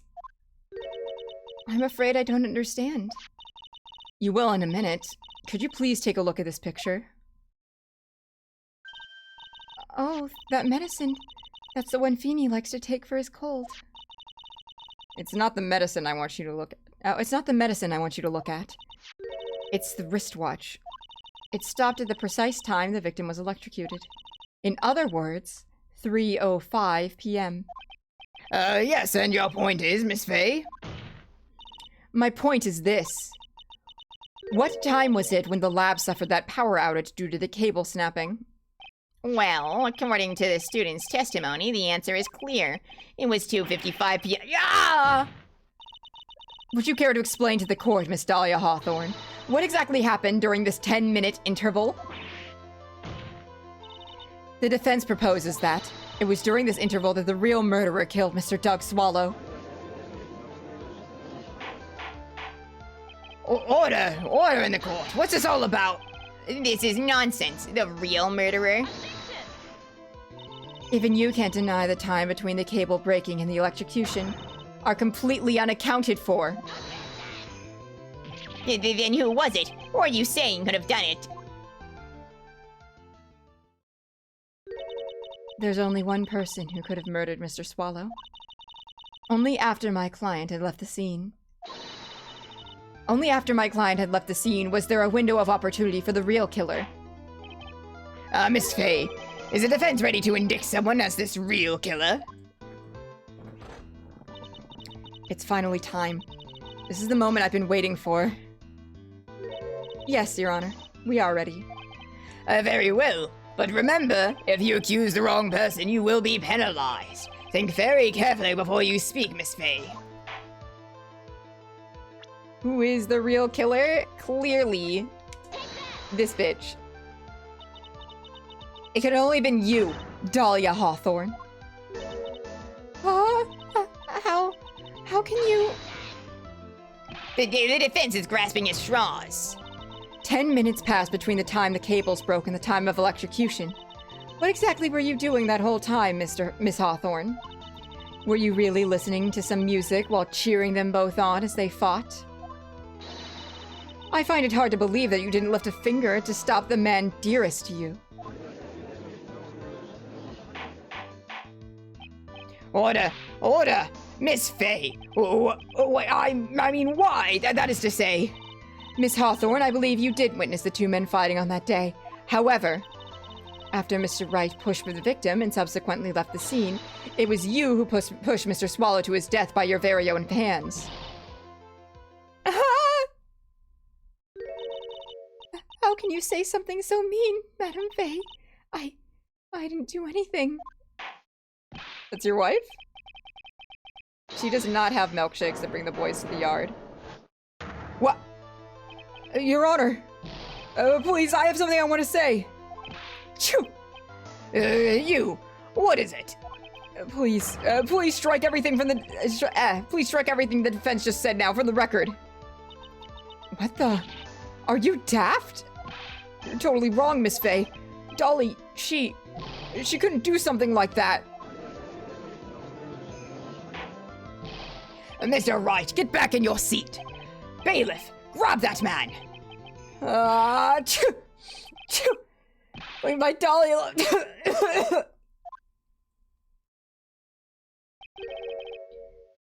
That boy. No, that boy. He's gotten himself in way over his head. Oh, Mr. Grossberg, you're back. May, pay attention to your fucking class. It seems I've arrived just in the nick of time. I found the police report in that incident in your newspaper clipping. Thank you so much. This is exactly what I was hoping for. You'd better take a good look at it. It details how you came to lose your boyfriend. What? I'm sorry, what? What? District Courthouse Cafeteria. What? The Fays just have to deal with so much bullshit, don't they? Diego Armando, age 27. The lawyer. Suspect Dahlia Hawthorne, age 19. Armando ingested poison while interviewing the suspect regarding another case. Traces of poison were found in the victim's coffee cup. No poison was found in the vicinity or on... Oh, gee, I wonder where the poison could be. I wonder where such a thing could be kept and why that would be passed off to another person. Interesting. Now then, the defense has made a very serious accusation. Mr. Payne, what do you have to say about this? Well, really, Your Honor, May I interrupt you for just a moment, Mr. Prosecutor? Don't you worry, my dear. I have this situation well in hand.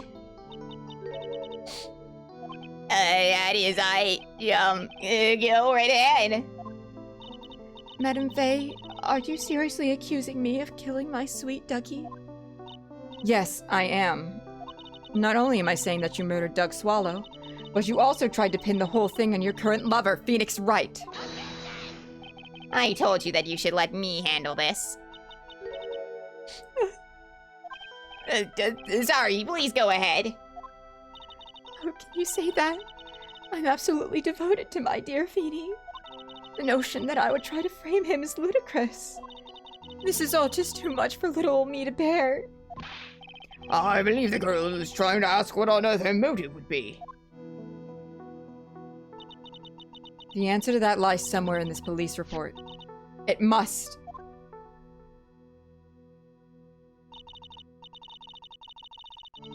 "8 months ago, an incident occurred in the basement of this cafeteria building. Or, the basement of cafeteria of this building. And then the same day, the two of them accidentally met. Your Honor, the defense requests further testimony from Miss Dahlia Hawthorne. Further testimony? What about? About the events of the day that she first met the defendant, Mr. Phoenix Wright.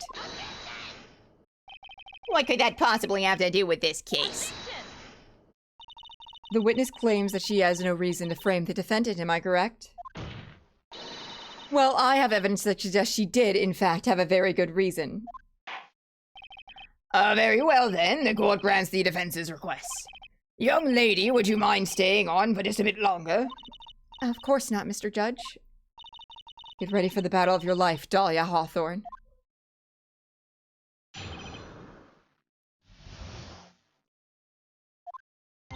I first met my darling Feeny 8 months ago. Whoa!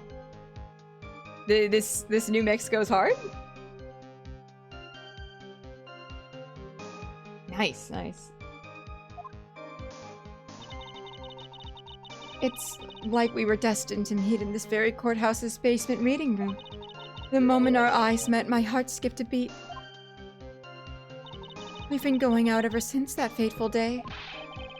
We're so lovey-wovey, we literally make people sick. It's just jealousy, I think. Phoenix. Mr. Wright, do that again and you'll be held in contempt of court. And now we enter the final act of our little drama. As we used to say in the days of my youth, go get her. Oh, Phoenix. Alright, 8 months ago. Destined.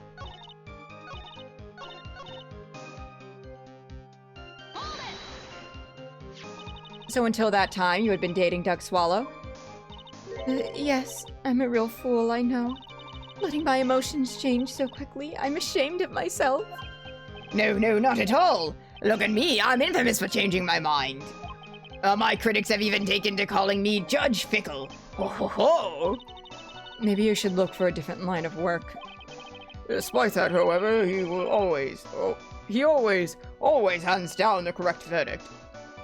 Does he really? That's why some people also call him the Great Judge Judgini.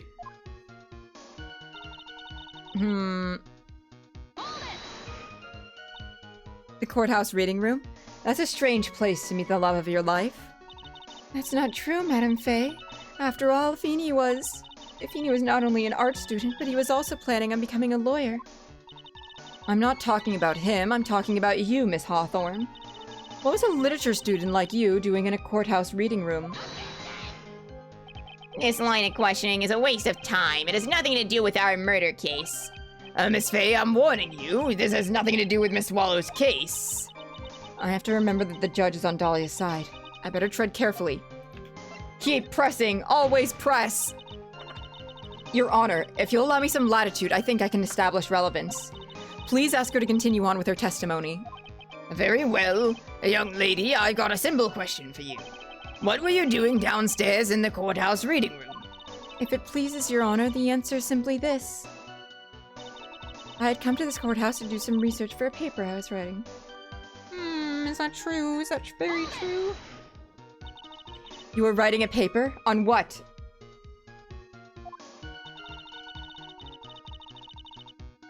On the relationship between modern Senryu poetry and the criminal underworld.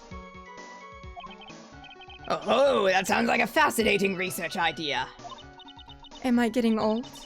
Now I've even forgotten what I've forgotten. Again with the midlife crisis stuff.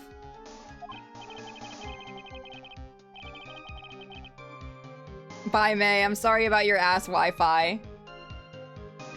Mia, why did that girl really come to this courthouse? Isn't that what you wanted to know? I thought wrong voice. And speaking of forgetting things, you haven't forgotten the police report, have you? I went through a lot of trouble to get it, my dear, so be sure to read it carefully. Okay, I have to use it.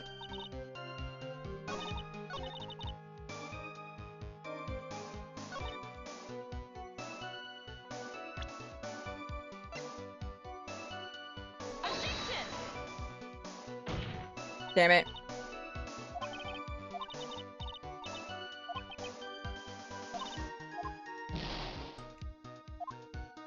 Man. Whoops, wrong thing. For no reason, for no reason. No reason whatsoever.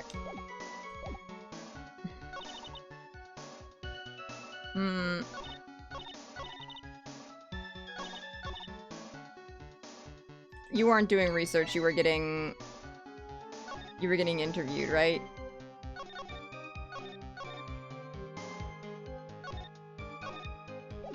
Or maybe not. I guess we'll see. You were poisoning someone, actually. Miss Hawthorne, you weren't here because of your research paper, were you? Didn't you actually come here for a much more important reason? What is the meaning of the cocky smile on your face, Miss Faye? 8 months ago, right here in this very courthouse, there was another tragedy. Yeah, another tragedy. Do you mean the incident in which an attorney was poisoned?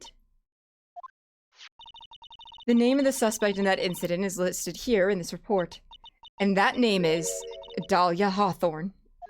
What? Dahlia Hawthorne? Yes, the sweetie pie of everyone's eye, Miss Dahlia Hawthorne. She was the prime suspect in a criminal case just 8 months ago. Order! This is unbelievable. It's true then? It's true then. The loveliest of roses can... Miss Faye, that's not fair. You can't slander my witness with unrelated cases. I, Winston Payne, will not allow it. Mr. Prosecutor, I believe I was speaking. Pardon me. Go right ahead. It's true that about 8 months ago, the police expressed some interest in me. Express some interest, huh? Mr. Judge, sir, I know I'm under oath, so I'll tell you that absolute truth. I did not commit the crime that occurred during that 8 months... Oh, I did not commit the crime that occurred during that incident 8 months ago. I see. Okay, I've tied the two crimes together. Now I've just got to stay on the offensive. Well done, Mia. Oh, you've really lit a fire in my heart, and my buttocks. I can hardly tell which is more inflamed, my spirits or my hemorrhoids. Buddy, I don't need to hear about your hemorrhoids all the fucking time. Seriously. Hang on, I gotta out-of-ban someone. Cause Sisyphus is not here. There we go.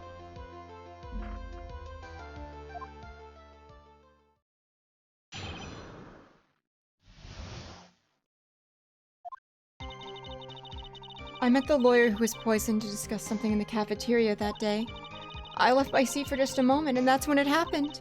From what I heard, it was a liquid poison that's lethal at just 2 teaspoons. Not only that, I heard it was a very special kind of poison. So you see, I'm innocent. I wouldn't even know where to get poison like that. It was in your necklace. I'm like 12 steps ahead. So that's what happened here 8 months ago. However, as you've heard from the witness testimony, she had nothing to do with it. I think the defense is just about out of tricks. I'm terribly sorry, Mr. Payne. But I'm afraid the defense has many more tricks up its sleeve today. And I'll be sure to show them to you before the end of this cross-examination. What the? Why does the defense suddenly feel stronger? Ah, Mia, you're glowing with a true lawyer's aura, my dear. That proud posture and self-confidence, absolutely smashing. Why is everyone getting British? Daft? Smashing? What the hell?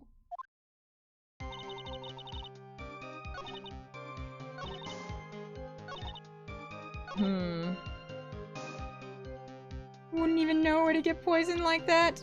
No, I'm about to be like 50 steps ahead, actually. I can't just like introduce the bottle and be like, oh, there's poison.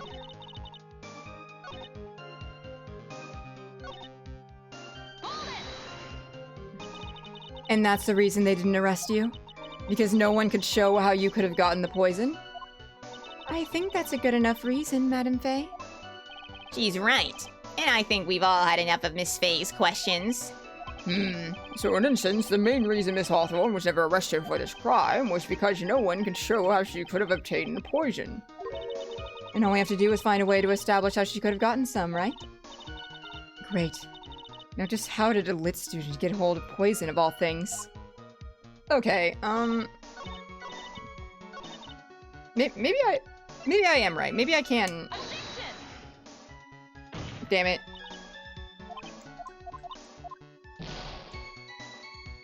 Damn it. Yeah, I'm too far ahead. Saving for no reason in particular again.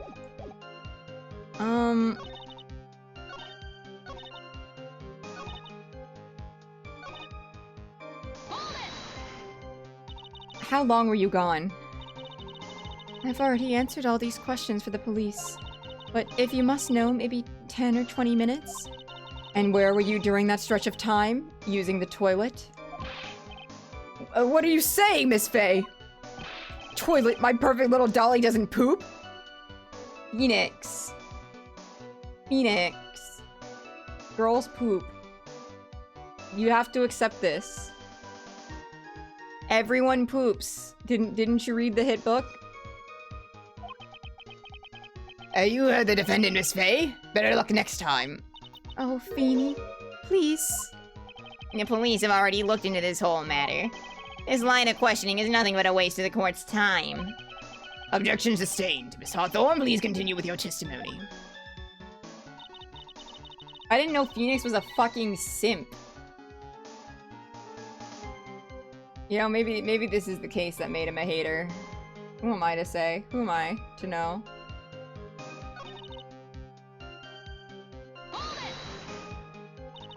A special kind of poison? How so? Well, I heard that it's almost impossible to detect. Oh, and where would something like that come from? I'm sorry, all I know is what I overheard the policeman saying. I've seen him with Edgeworth, but he's edgy. Pun not intended. Well, like, he's like fucking butthurt about Edgeworth all the time. He's not a simp. A simp, it falls like over backwards in order to you know, please their lover. Like they're so fucking smitten that they'll do fucking anything. If for example, if they're walking down the street and they run into a puddle of mud, Phoenix would take his coat off for Dahlia for her to walk across the puddle. He would not do that for Edgeworth. Got a law degree to see Edgeworth. I feel like that's different. I feel like it's different. Cause Phoenix is not openly gay. You know? I don't think Phoenix realizes that he's lusting for Edgeworth. I don't think he knows quite yet. I just think that Edgeworth makes him feel things and he doesn't understand it. Yeah, he would let Edgeworth step in the puddle. That's what I'm saying. A simp wouldn't allow that. A simp will do anything for their partner. Like, for example, I am a simp for Makima. In case you didn't know. Yeah, I'm speaking from experience. I have a simp card. On my bookshelf. I'm well experienced with simps and simping. I've seen it from all angles. They said something about using advanced chemical processes to purify it. Chemical processes? Well, that's quite Impressive. Most impressive. The better question is, how did the criminal get something like that? How did she get it?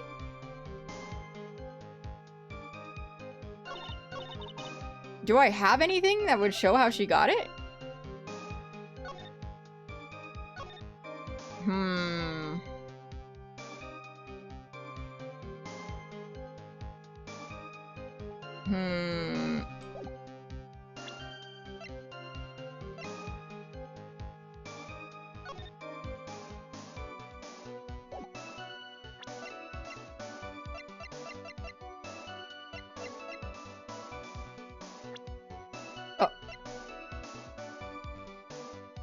But a pharmacology student would know how to make poison, wouldn't they?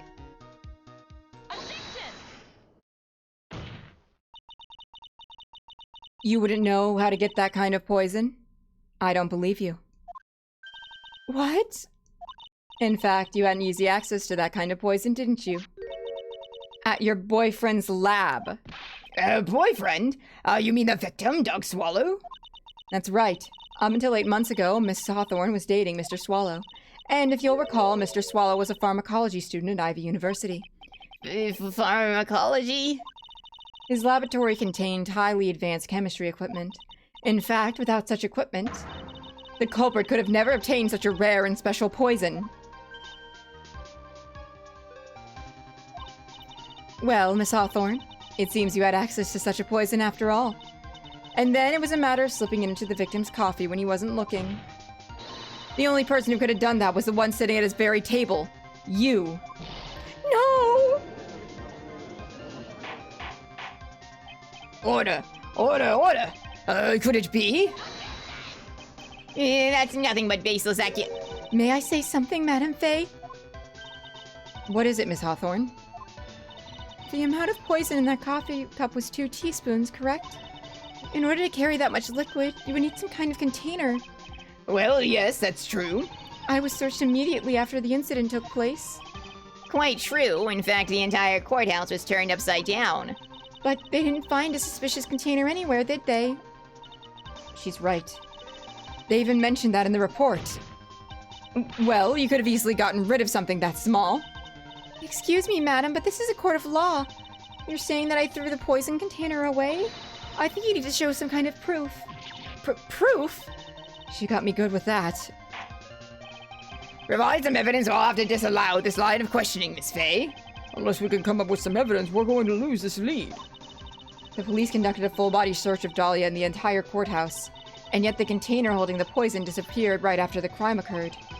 If you're going to accuse this young lady of committing the murder, then where's the container the poison was carried in? What happened to it? It's right fucking here, Your Honor. You were forced to get rid of the container in a hurry, weren't you? And that's why you passed it on to someone who had nothing to do with the case. Someone that you knew wouldn't be searched. Who is this person? Mr. Phoenix Wright, of course. So the defendant was this witness's accomplice? Of course not. She gave the poison to him, disguised as a present. What? But that's... That's a charming little necklace. Is this a little bottle? It really is quite cute. So what about it? What does it mean, Miss Faye? The day that the witness met and fell for Mr. Phoenix Wright was 8 months ago, August 27th, the very same day as the poisoning incident. Under the pretense of love, the witness gave my client a present. All for the purpose of hiding the one piece of evidence that would give her away. What? Are you saying there's a deadly poison in here? No, there's no longer any poison in that bottle. However, I'm certain if the crime lab were to analyze it, they would find a trace amount. No! Ah! Order! Order in the court? On behalf of Dolly, I object. You, Mr. Wright, control yourself. I won't let you bully her like this. Mr. Wright, I thought I told you to stay in your seat. Mr. Wright, why? Why are you going through so much trouble to protect her? Why? Because I'm madly in love with her.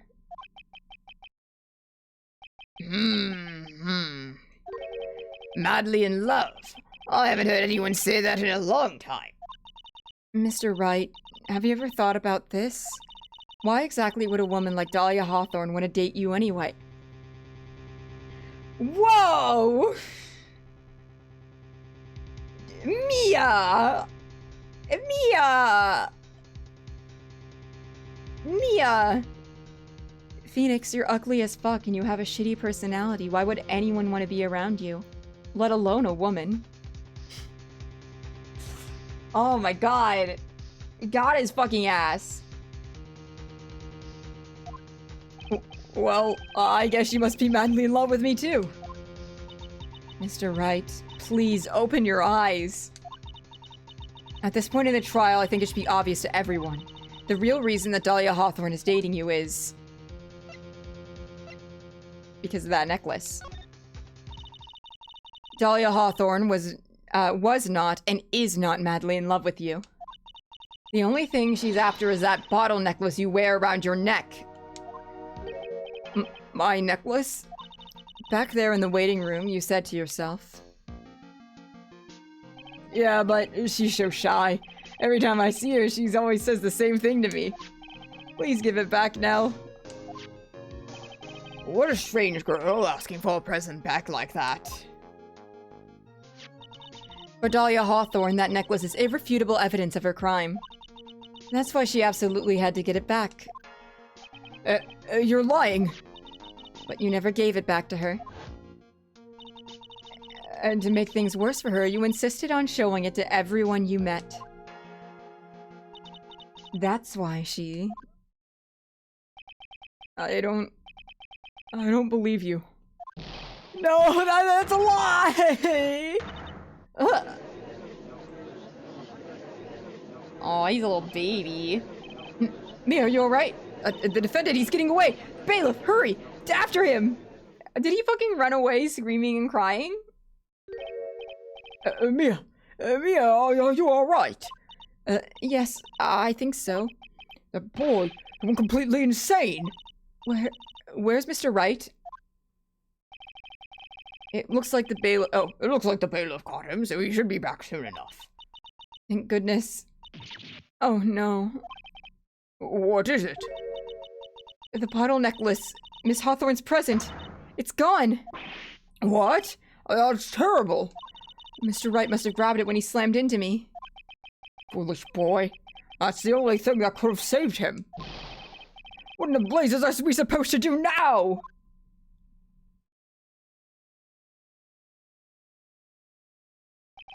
Mr. Wright, this sort of behavior is unprecedented in the history of this court.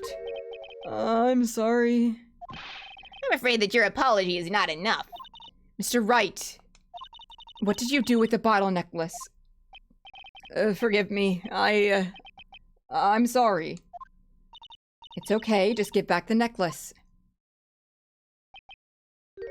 I ate it. Phoenix. Phoenix. Buddy. You can't... That thing was huge. That thing was huge. Phoenix. There's poison in there, buddy. Someone's got to pump his stomach. He's Phoenix. Phoenix, get up. Get up. You can do better. You what? You ate it? It was too big to swallow, so I had to chew it into little bits first, but yeah. Phoenix! There's poison in there! Phoenix! Phoenix! You ate glass? You chewed glass? Phoenix! Phoenix, how did you live? He's lying. He must be lying. He has to be lying. There's no fucking way. Your mouth would be bleeding, your throat would be bleeding, your stomach would be cut. Glass shards with poison in his stomach. Phoenix! Phoenix! The fuck is wrong with you? She can't be that good. She can't be that good. Phoenix. What the? What is he doing now? Your Honor, you've got to stop the trial. Mr. Wright. Mr. Wright, are you feeling okay? Does your stomach hurt? That bottle you swallowed may have had some poison left in it.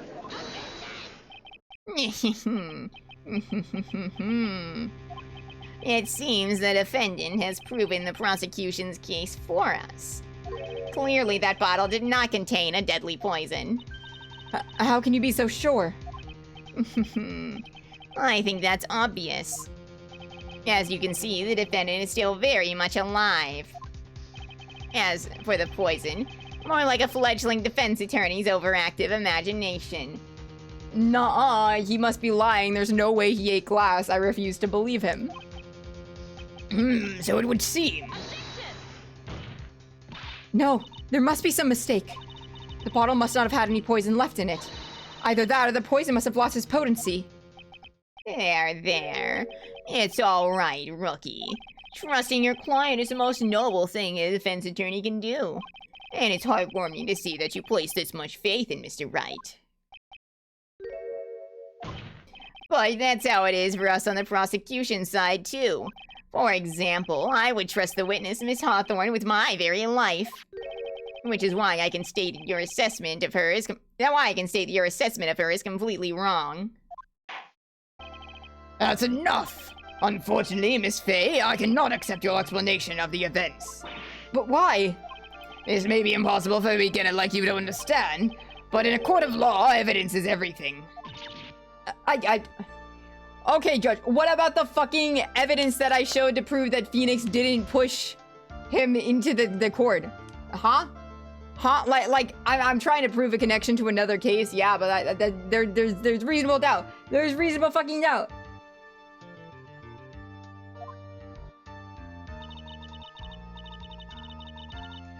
The thing that's so frustrating about this clown court is the fact that you can go on like a really good established story. Like you can like really, thank you for the posture check, PT. You can get a really good story together. You can get all the evidence together and prove it up to a certain point, right? Like prove your client innocent up to the point, and the entire court is with you up to this point, except for the prosecution. They're like, yeah, that's making sense. Even the judge is like, yeah, you're making sense. And then one thing happens, and they're like, that discredits literally everything you said before, even though you had evidence and backed up your points excellently.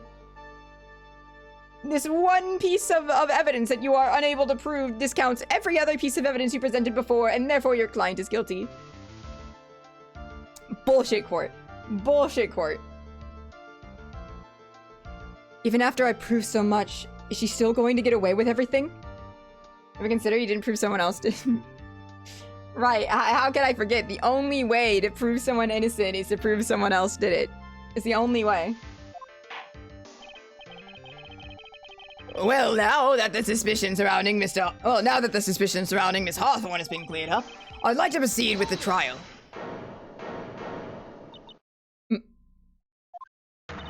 Mr. Wright? I'm sorry, Miss Fay. It totally slipped my mind. I'm really sorry. I know you believed in me, and I feel like I really let you down. Guilty until proven guilty? True. That is the system around here. I mean, like... What happens? Are there no cases within the Ace Attorney universe where someone dies and it's framed as a murder, but it turns out, oh, it really was an accident and like no one had literally anything to do with this? Is it always a murder? I was so excited about him just being struck down by lightning. I thought that would have been based. I thought that would have been awesome. Mr. Wright, what are you trying to say? There's something I forgot to tell you. Well, what is it? That day, the day I met Doug Swallow.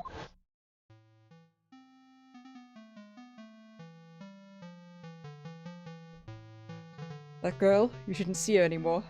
Okay, it's none of your business. I'm telling you for your sake. If you continue to see her, it's going to be bad news. You're lying!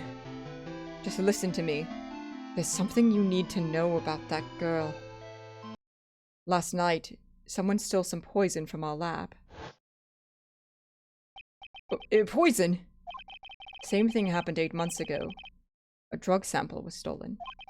She came to the lab at that time too. It could only have been her. The girl's a thief. Stop it! Don't talk about her like that! Whoa. Is it true? Did he really say that? That's ridiculous. There's one more thing. After I pushed him that day, I got worried and came back to have a look. And she was there. Dolly was right there. She was crouched down next to him. What? She told me not to ever tell anyone about it, but I'm sorry, Dolly. Your Honor, this is... the defendant is... Miss Faye, you tell them. Dolly didn't do it. She's innocent. So Dahlia stole poison 8 months ago too, huh? If you put that together with Mr. Wright's testimony, then there's only one possible conclusion. The defense believes that Miss Dahlia Hawthorne stole some poison on the night before she killed Doug Swallow. The night before? Naturally, her motive for stealing it was to kill someone. Miss Faye. If you're so certain of your theory, then let me ask you this. Mia, Mia, this is your last chance. Think carefully now. There's something that she desperately wanted to get back. Therefore... Exactly who was it that Miss Dahlia Hawthorne was planning to kill?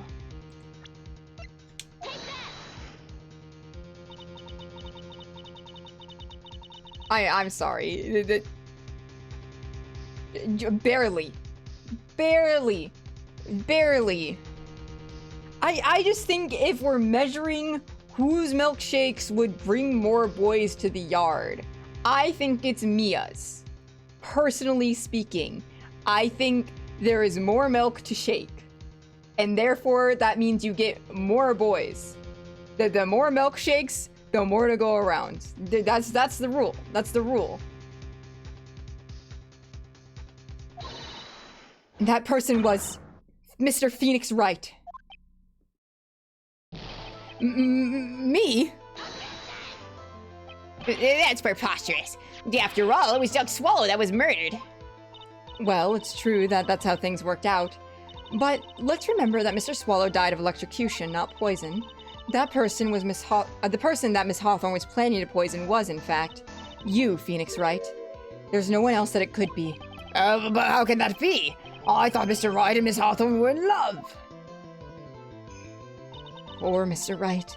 This must be killing him. Hang in there. I'll bring her to justice, I swear it. As I said before, the only thing Miss Hawthorne truly cared about was the one piece of evidence linking her to that incident 8 months ago. That's right, the bottle necklace. That's all she cared about. But even so, why would she go as far as to murder him? 8 months ago, just after the fall of that attorney in the basement cafeteria, Dahlia Hawthorne could think of only one thing. How to get rid of the bottle necklace as quickly as possible. No, it can't be. It was a pretty good move she made, too. The evidence was missing for a long time. There was just one big problem. Although she got him to hide the evidence, Mr. Wright refused to return it to her. To him, the tiny little bottle was a cherished treasure. He even showed it to everyone he met.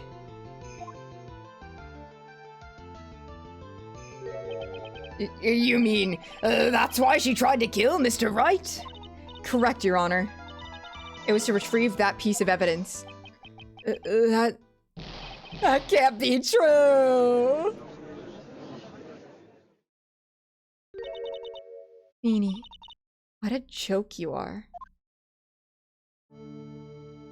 What? Hey, Queen? Honestly, how can any woman ever count on you for anything? I even told you time and time again to keep your trap shut about me and that necklace. You disgust me. Miss Hawthorne? It appears that we're nearing the end of this trial. Fine. I can tell you the plan on making me into a... I can tell you plan on making me into a criminal no matter what I say. You are a criminal, Miss Hawthorne. We'll see about that. But first, where's your evidence? It seems your sniveling little crybaby of a client has eaten the bottle as a snack. Hey, old man, are you senile or something? Why don't you say something instead of sitting there with that dumb look on your face? Miss Hawthorne, what's happened to you? Are you really that shocked? Or do you prefer me this way, Mr. Judge? With absolutely no proof, you treat a voluntary witness like she's a mass murderer. Well, I have nothing more to say. I'll be heading home now, if you don't mind. But we're not finished. Fine. Then ask this nasty old hag to finish up already. Okay, her milkshakes are decent sized, I guess. That little sprite there proved it to me. I can't let her get away this time. Still nowhere near as big as Mia's, though. Stop, Mia. If you keep on pushing without any evidence, you could pay the ultimate price as a lawyer. The ultimate price? You'd be forced to take off your attorney's badge forever, I'm afraid. No. You'd better think it over carefully, Miss Fay. Or should I say, Miss Gray? Well, Miss Fay, can you provide evidence that would establish her guilt once and for all? If I mess up here, my career as a lawyer is over. But to be honest, after this point, I don't have any evidence that's well-founded. Even so, I'd rather lose my attorney's badge than let her get away with murder. Your Honor, the defense would like to present a proof. Impossible. You can't possibly. Stupid woman. It is the opinion of the court that there has already been enough discussion.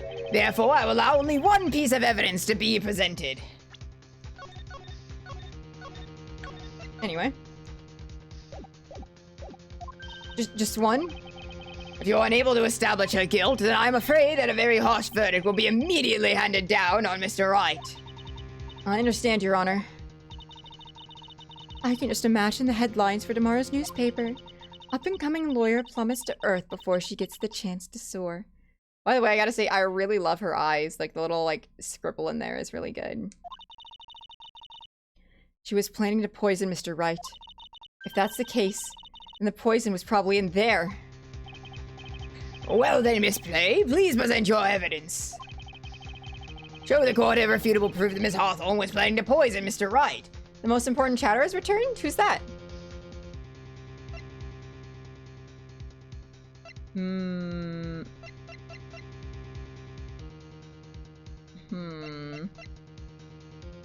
You?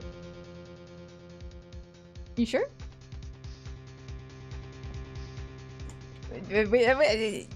I was gonna be like, no, we haven't argued that much about boobs, but we have argued quite a bit about boobs. Yeah, listen, the game brought it up. The game brought up milkshakes. I can't ignore them. They're right there. She's probably gonna take his cold medicine, right?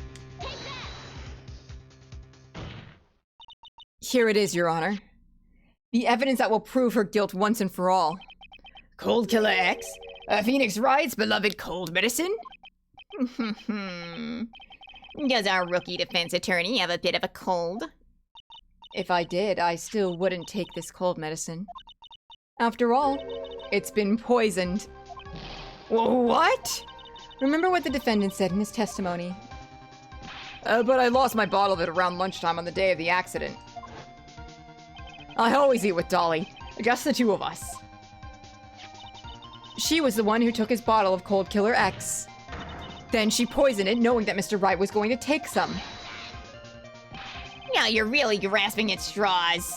After all, it was the victim, Doug Swallow, that was holding the medicine. I would like the court to recall the crime that happened here 8 months ago. Where did Miss Hawthorne hide the evidence? Huh? What are you talking about? 8 months ago, the poison was hidden in her bottle necklace, which she then gave to someone else for safekeeping. Someone she had accidentally run into in the reading room. My client, Mr. Phoenix Wright. Yes, that's right. She did the same thing this time as well. After shoving the victim, Mr. Phoenix Wright left the scene of the crime. That is when the murderer, Dahlia Hawthorne, appeared. With her, she was carrying the poisoned bottle of Cold Killer X.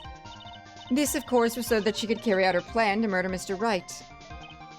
I believe she did testify that she was going to meet with the defendant. Yes, and she heard and saw everything that happened at the scene of the crime, including what the defendant and victim were arguing about, and the cut electrical cable. That's when she realized, I can't allow Doug Swallow to live. She used the severed electrical cable to silence him forever. Unfortunately for her, this is when the problem occurred. Mr. Wright, who she thought had left the scene, came back to check on the victim. And on top of that, because of the power outage, some students showed up as well. It's hardly any wonder that she was, as she put it, in a state of panic. Recall that she was carrying that bottle of poison cold medicine. She must have thought, what if they searched me like they did 8 months ago? 8 months ago? Yes, she disposed of the evidence exactly the same way she did back then. She had someone else hold it. In this case, Doug Swallow.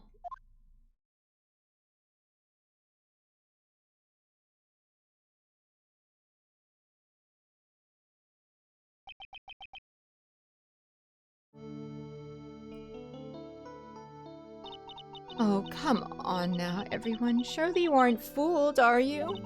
This stupid woman, she's nothing but a filthy, stinking liar. Right, Mr. Prosecutor? Huh? Yes, that's exactly right. It's just pure desperation. I wonder which one of us is the desperate one. So, Miss Hawthorne, this cold medicine. I wonder if you wouldn't mind taking some. Well, Mr. Wright ate that necklace of yours, right? Now it's your turn to prove your innocence. What do you say? If I'm just a filthy, stinking liar, then there's no need to worry. So come on, show us. I dare you to take some of this medicine right now. Mia Fey! Mia Fey! Do you think you've won? Well, do you, Mia Fey?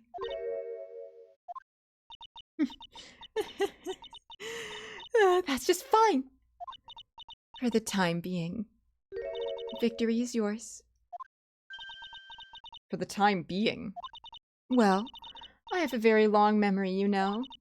You and I will meet again, I'm certain of it. Not... well, maybe her ghost. Well then, Mr. Judge, I'll see you later too, okay? Huh? Why, yes. I'm going to spend a little quality time with the men in blue now. I wish you all the best. Interesting. Whew.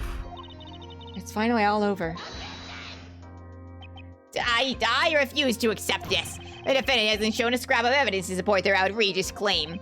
But even so, your witness seems to have accepted it. I don't care. I'm Winston Payne. I don't believe one word that this rookie lawyer has said. Well then, Mr. Payne, let me ask you this. Yes? Would you care to try this cold medicine?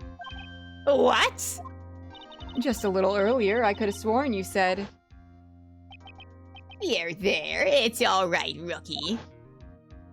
For example, I would trust this witness, Miss Hawthorne, with my very life. So, if she's so trustworthy, then I'm sure there couldn't possibly be any poison in here, right? Yeah, well, you see, And here comes the backpedal. Come on now, rookie killer. Show this rookie how it's done. How much trust you really have for this woman. Are you willing to bet your life?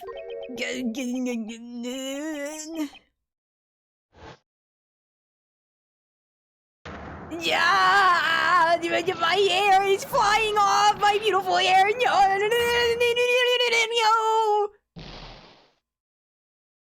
She did it. She did it to him. Holy shit. She balded him. She made him more bald than he already was. She's so powerful. Mr. Payne, about Miss Dahlia Hawthorne. Yes, Your Honor. I'll fire the papers for immediate arrest. Tragic, but not surprising. I knew there was something suspicious about her from the very beginning. Don't lie, just admit you were wrong. By the way, Miss Faye, Yes, Your Honor? was it just me, or did you and Miss Dahlia Hawthorne seem to know each other? Your Honor, whether we did or did not has no bearing on this case. Very well. Mr. Payne, Well, I missed it. Fuck. Oh well. it appears Mr. Payne has lost his spirit along with his hair. Does the defendant have anything further to say? It can't be true. My dear Dolly. Very well then. I believe I am ready to pass judgment and bring this trial to an end. The court finds the defendant, Phoenix Wright, not guilty. Let's go! Let's fucking go! This court is adjourned.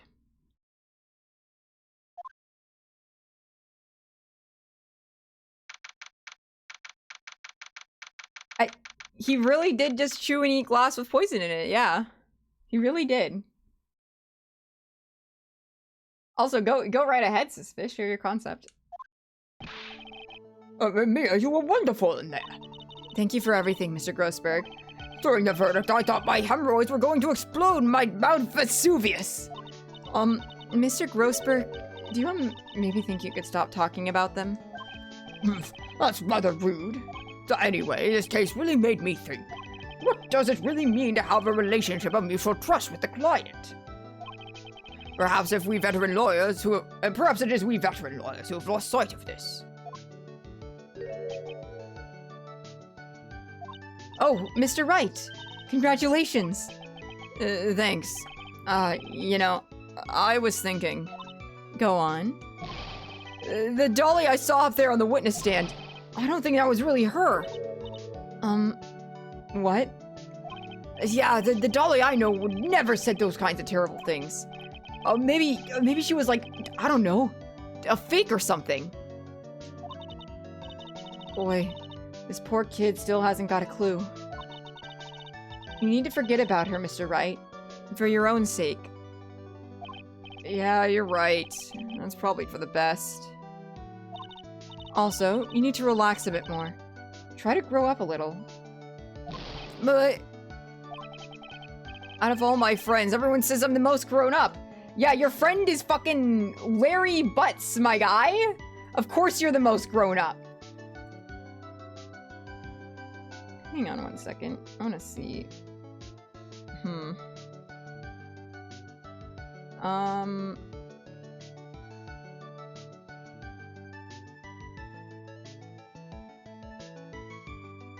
Alright, never mind. What kind of company does this guy keep? Right now, I'm starting to become a lawyer myself. That's what you keep saying. But I thought you were in the art department. Well, yeah, I am. But there's a friend that I desperately want to help. And if I hurry, then I should still be able to save him in time. I see. Say, Miss Faye? A lawyer is someone who can help people when they're in trouble, right? Mr. Wright, I'm still new at this myself. But I think that's exactly what a lawyer is. Okay. I'm going to do it. I'll study my butt off and I'll become a lawyer for sure. So I hope we see each other again someday. Maybe even in court.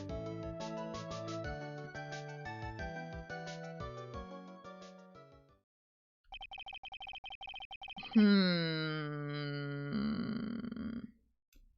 are you trying to help? Is it Edgeworth? Edgeworth needs your help? Interesting. I would assume so, because he wanted to become a lawyer for Edgeworth. It's been 5 years since I was acquitted of all charges. I became a lawyer like I planned, and I managed to save my friend. But Mia's plot passed on to a better place. For me, this trial brings up a lot of painful memories. But it also brings up some very precious ones. And memories that I thought would never rise to the surface again. Mia's gone now. But even so, I can hear her in my mind. Phoenix, no matter what, always believe in your client. In a court of law, your greatest weapon is your belief. 5 long years. Something has happened that made me think back to her words of wisdom. But that is a story for another day. Turnabout memories finished up. Let's go. The stolen... It's that fucking dude! It's that dude! I've seen that guy! I've seen that guy! I've seen... I know of him! I forget his name. I forget his name. Is it Godot? I don't know. I don't know. I'll know his name? I suppose I will when I meet him. He's interesting. I mean, like, I've definitely seen this sprite. It's hard to forget such a distinctive feature. I thought he was from later games, to be honest. I thought he was like from Apollo Justice or something. That was the impression I got, at least. If I think about that guy in Japanese, he's voiced by Hideki Kamiya. Interesting. I wouldn't know off the top of my head what Kamiya was has done. Also, I missed Rick Order. Hold on. Grandchild of the judge, and would have been a court stenographer. Whoa. Rick Order is a fun name. All right.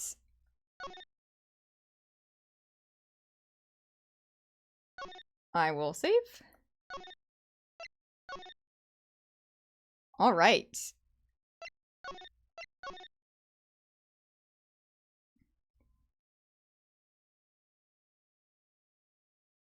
Man. I see a developer. Fun. Well, we have done it.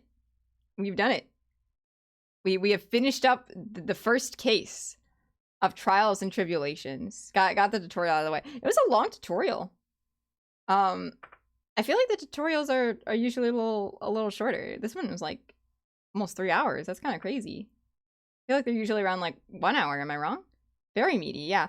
I mean, this tutorial actually had like story relevance to it. I feel like I feel like we're setting up for later because Dahlia there was like, oh, when we meet again, like, you won this time, but we'll encounter one another in the future, you know, like, I think she's set up to be a villain later on in this game. And also, like, you know, like, Phoenix talking about, like, whatever happened recently that brought to mind what went on with Mia, and also, whatchamacallit, I want to know... I'm like 90% sure the friend Phoenix is talking about is Edgeworth, actually, so I don't need to know about the friend he helped. I think he helped Edgeworth. And he probably realized that last game. He's dropping his guy. Oh, mine too. Sienna Mall's whole deal is that she's a witness to every crime in the game. She's only there with the exceptions of she's always there with the only exceptions being when it's physically impossible because 2 crimes happen at different locations at the same time or something. That's really funny. That's really funny. The Ace Attorney OC sounded like a lot of fun to make because you just come up with like a stupid name and then you put them in a situation. And honestly, isn't that what you want to do with every OC? But yeah. Yeah, I mean, we're having a short stream tonight. Yeah, apologies if you wanted me to stream for 8 hours, but that will not be the case. I just wanted to get through oh, my stutter. Whoa. The tutorial case. There we go. I can say it. I can speak words. Rick Order retroactively makes his lord funnier because they're siblings. That's fun. Perhaps preferential treatment on the witness stand? Hmm? More easily believed? Is Rick Order a good not Rick Order, sorry. Is Animal a good witness? Or are we perjury central? Yeah, I'm sorry, you can't rack up your One Piece points. Like, I could, like, maybe do, like, a little art afterwards. I don't want to start a whole new case, but, like, to be honest, I'm happy to keep it short.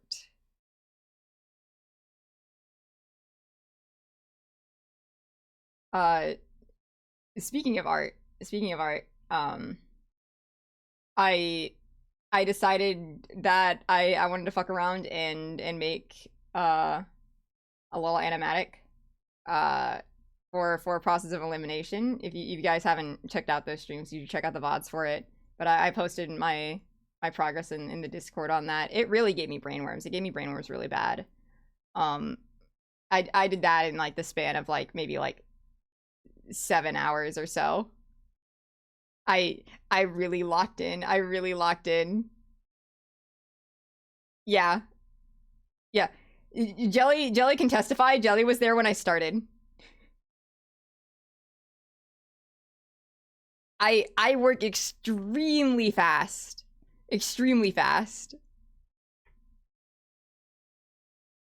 Especially when it comes to like silly animatic things. So I guess that was more of a serious animatic. I was making detailed drawings. That works hard, but works hard. Yeah, damn right I did. Anyway, I'm really proud of it, and you guys should look at it. I would play it, but copyrighted music.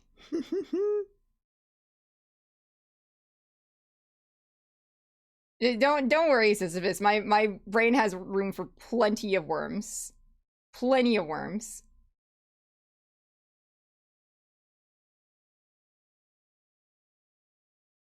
You should watch it. I might in a future stream stream me working on it, and I might talk about process of elimination more because I just I want to like have like a chat stream about it. I quite liked it, and I've had a lot of thoughts since we finished it. But that'll be whenever that happens. Process of brainworms, indeed. It was good. It was really good. I'm like shilling it. I'm like shilling, like, everyone please check out Process of Elimination. It was really, really good.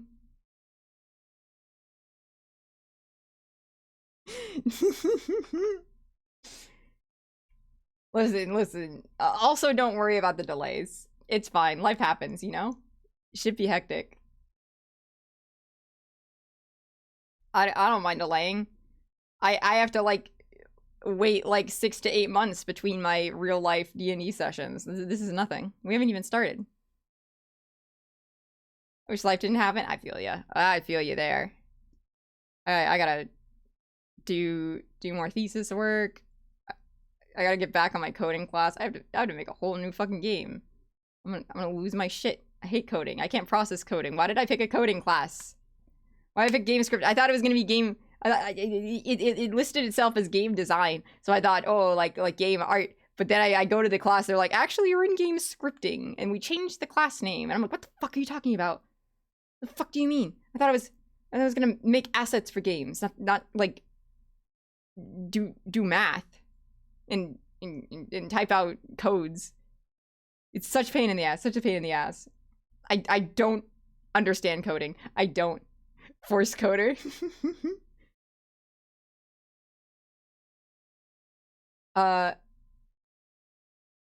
Oh, you want all the optional dialogue from the guy on the cover, the visor guy?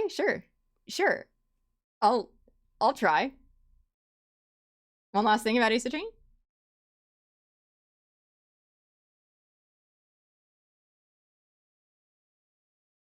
Prepare my deepest voice for that guy.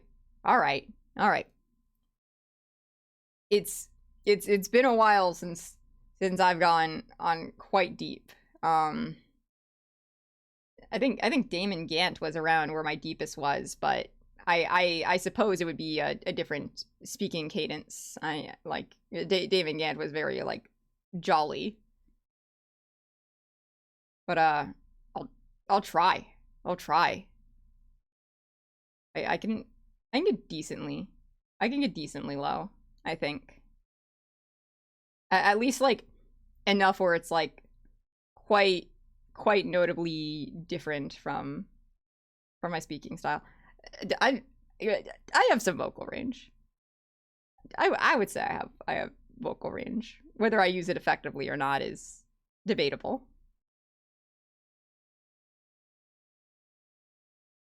Yeah, honestly, I'll see if I can train myself to get it a little deeper even. I bet I could. Cause I feel like I can go deeper. It's just it's been a while since I practice it. It's about like speaking in your throat and like opening it up. Like you gotta like round shit out. Like you have to like put the voice down in your chest and very much round everything that comes out of your mouth. That is where you get the deepest of deepest voices. All the way down.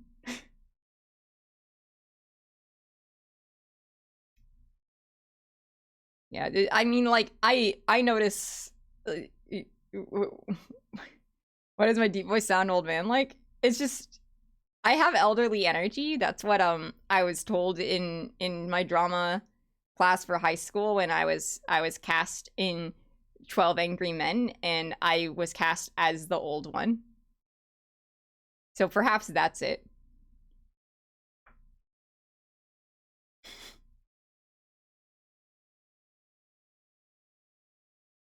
And maybe that is just combined with my regular speaking cadence, but I suppose because I also use my deep voice for a lot of old men characters, so when I get down here it ends up sounding like an old man.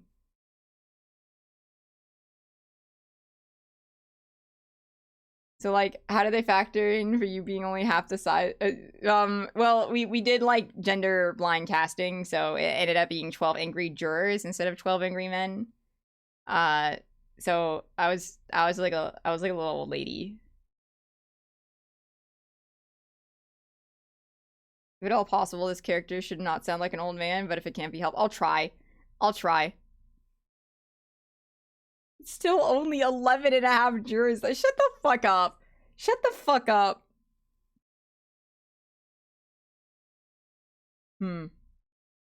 Wonder. How can I get deep without sounding like an old man?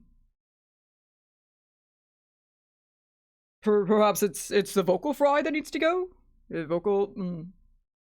I don't know.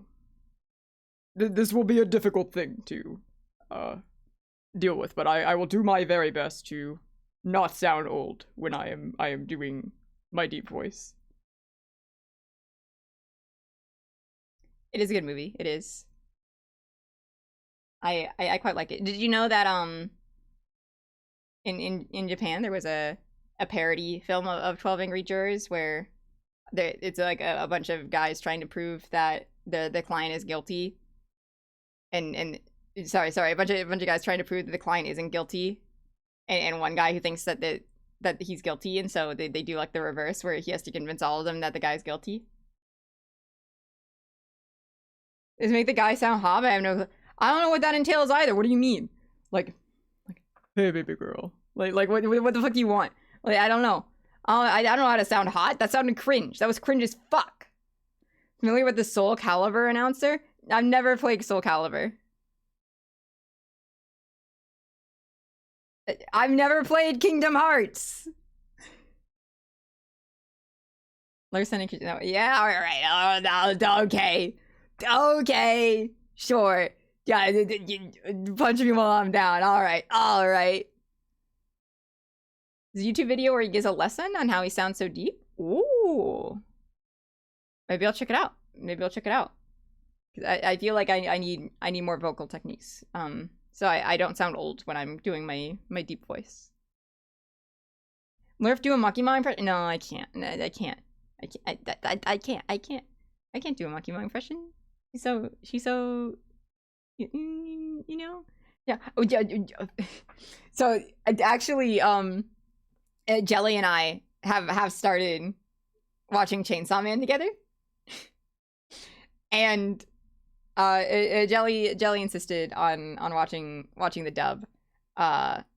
We just finished the arc with the Eternity Devil. The whole like stuck on the 8th floor thing.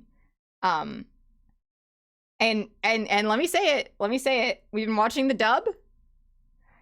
I'm not simping. I'm really not. I don't really care for Makima's dub voice all that much. It's not that she's bad.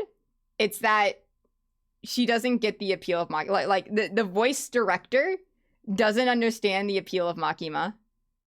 And the thing is, the English isn't that bad. Power's voice actress is doing a really good job. Aki's really good as well. I really like both of them. And Denji's alright. Denji's pretty good too. But like Makima, it's not that the voice actress is bad, right? The voice actress isn't bad, but it's more that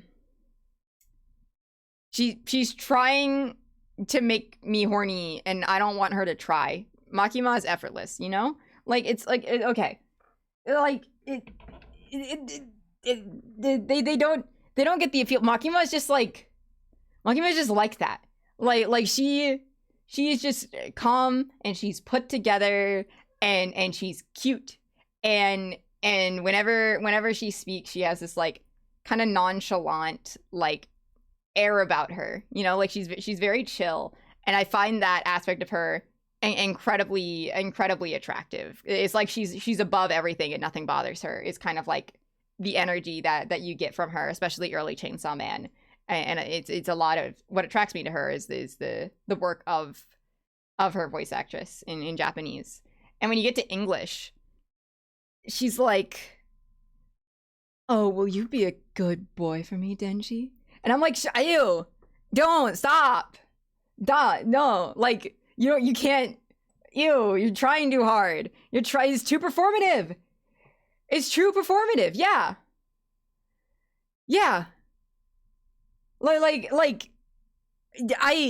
She just needs to be like, "You're a good boy, Denji." Like that's it. Like you don't have to be like, "Oh, you're a good boy, Denji." Like you don't have to do it like that. You just be chill. Just be normal. I mean, I don't be normal because Makima's not normal, but like reel it in. Makima is not actively seductive. She draws people in via her mere presence, you know? Like she just has an aura about her that draws people to her. She doesn't have to try. It's effortless. Be a normal sociopath, please. That's what I'm saying. That being said, there have occasionally been moments where Jelly's been like, "Can we like rewatch that scene in Japanese for no particular reason?" And then I die.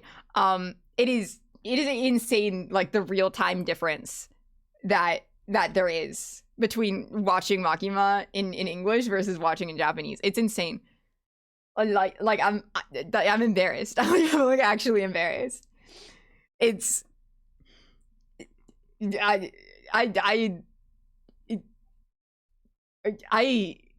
never thought I could feel that way about a fictional. Like I act like a genuine like blushing maiden with a crush. It's crazy. She's not even real, and I get flustered. It's crazy. Like I was talking to Joe, I was like, this is so embarrassing, but like my cheeks are warmed up. It is wild. It is wild. I've never gotten to this level before either. Like it's like this is like completely new territory for me. I mean, it's not like new because like, you know, I watched Chainsaw Man a while ago, but like it has never happened before here, and it has never happened since.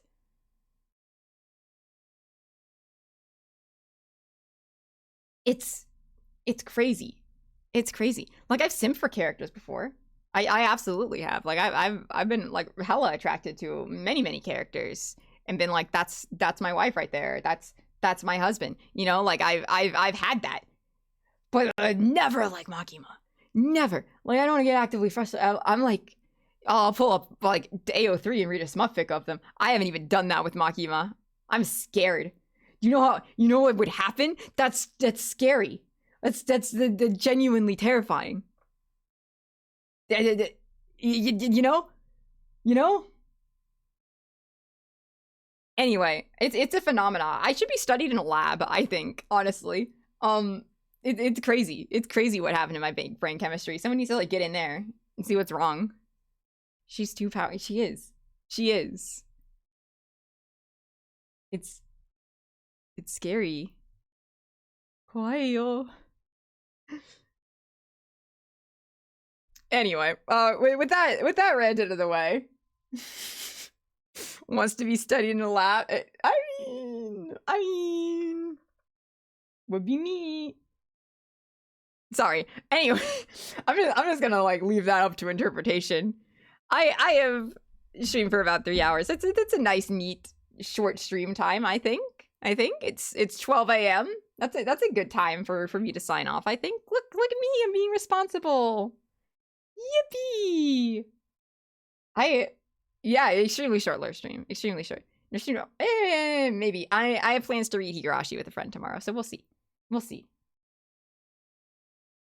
But anyway, I hope you all had a good night. Thank you very much for joining me. It is great to be back with Ace Attorney, and I'm really looking forward to the next cases to get into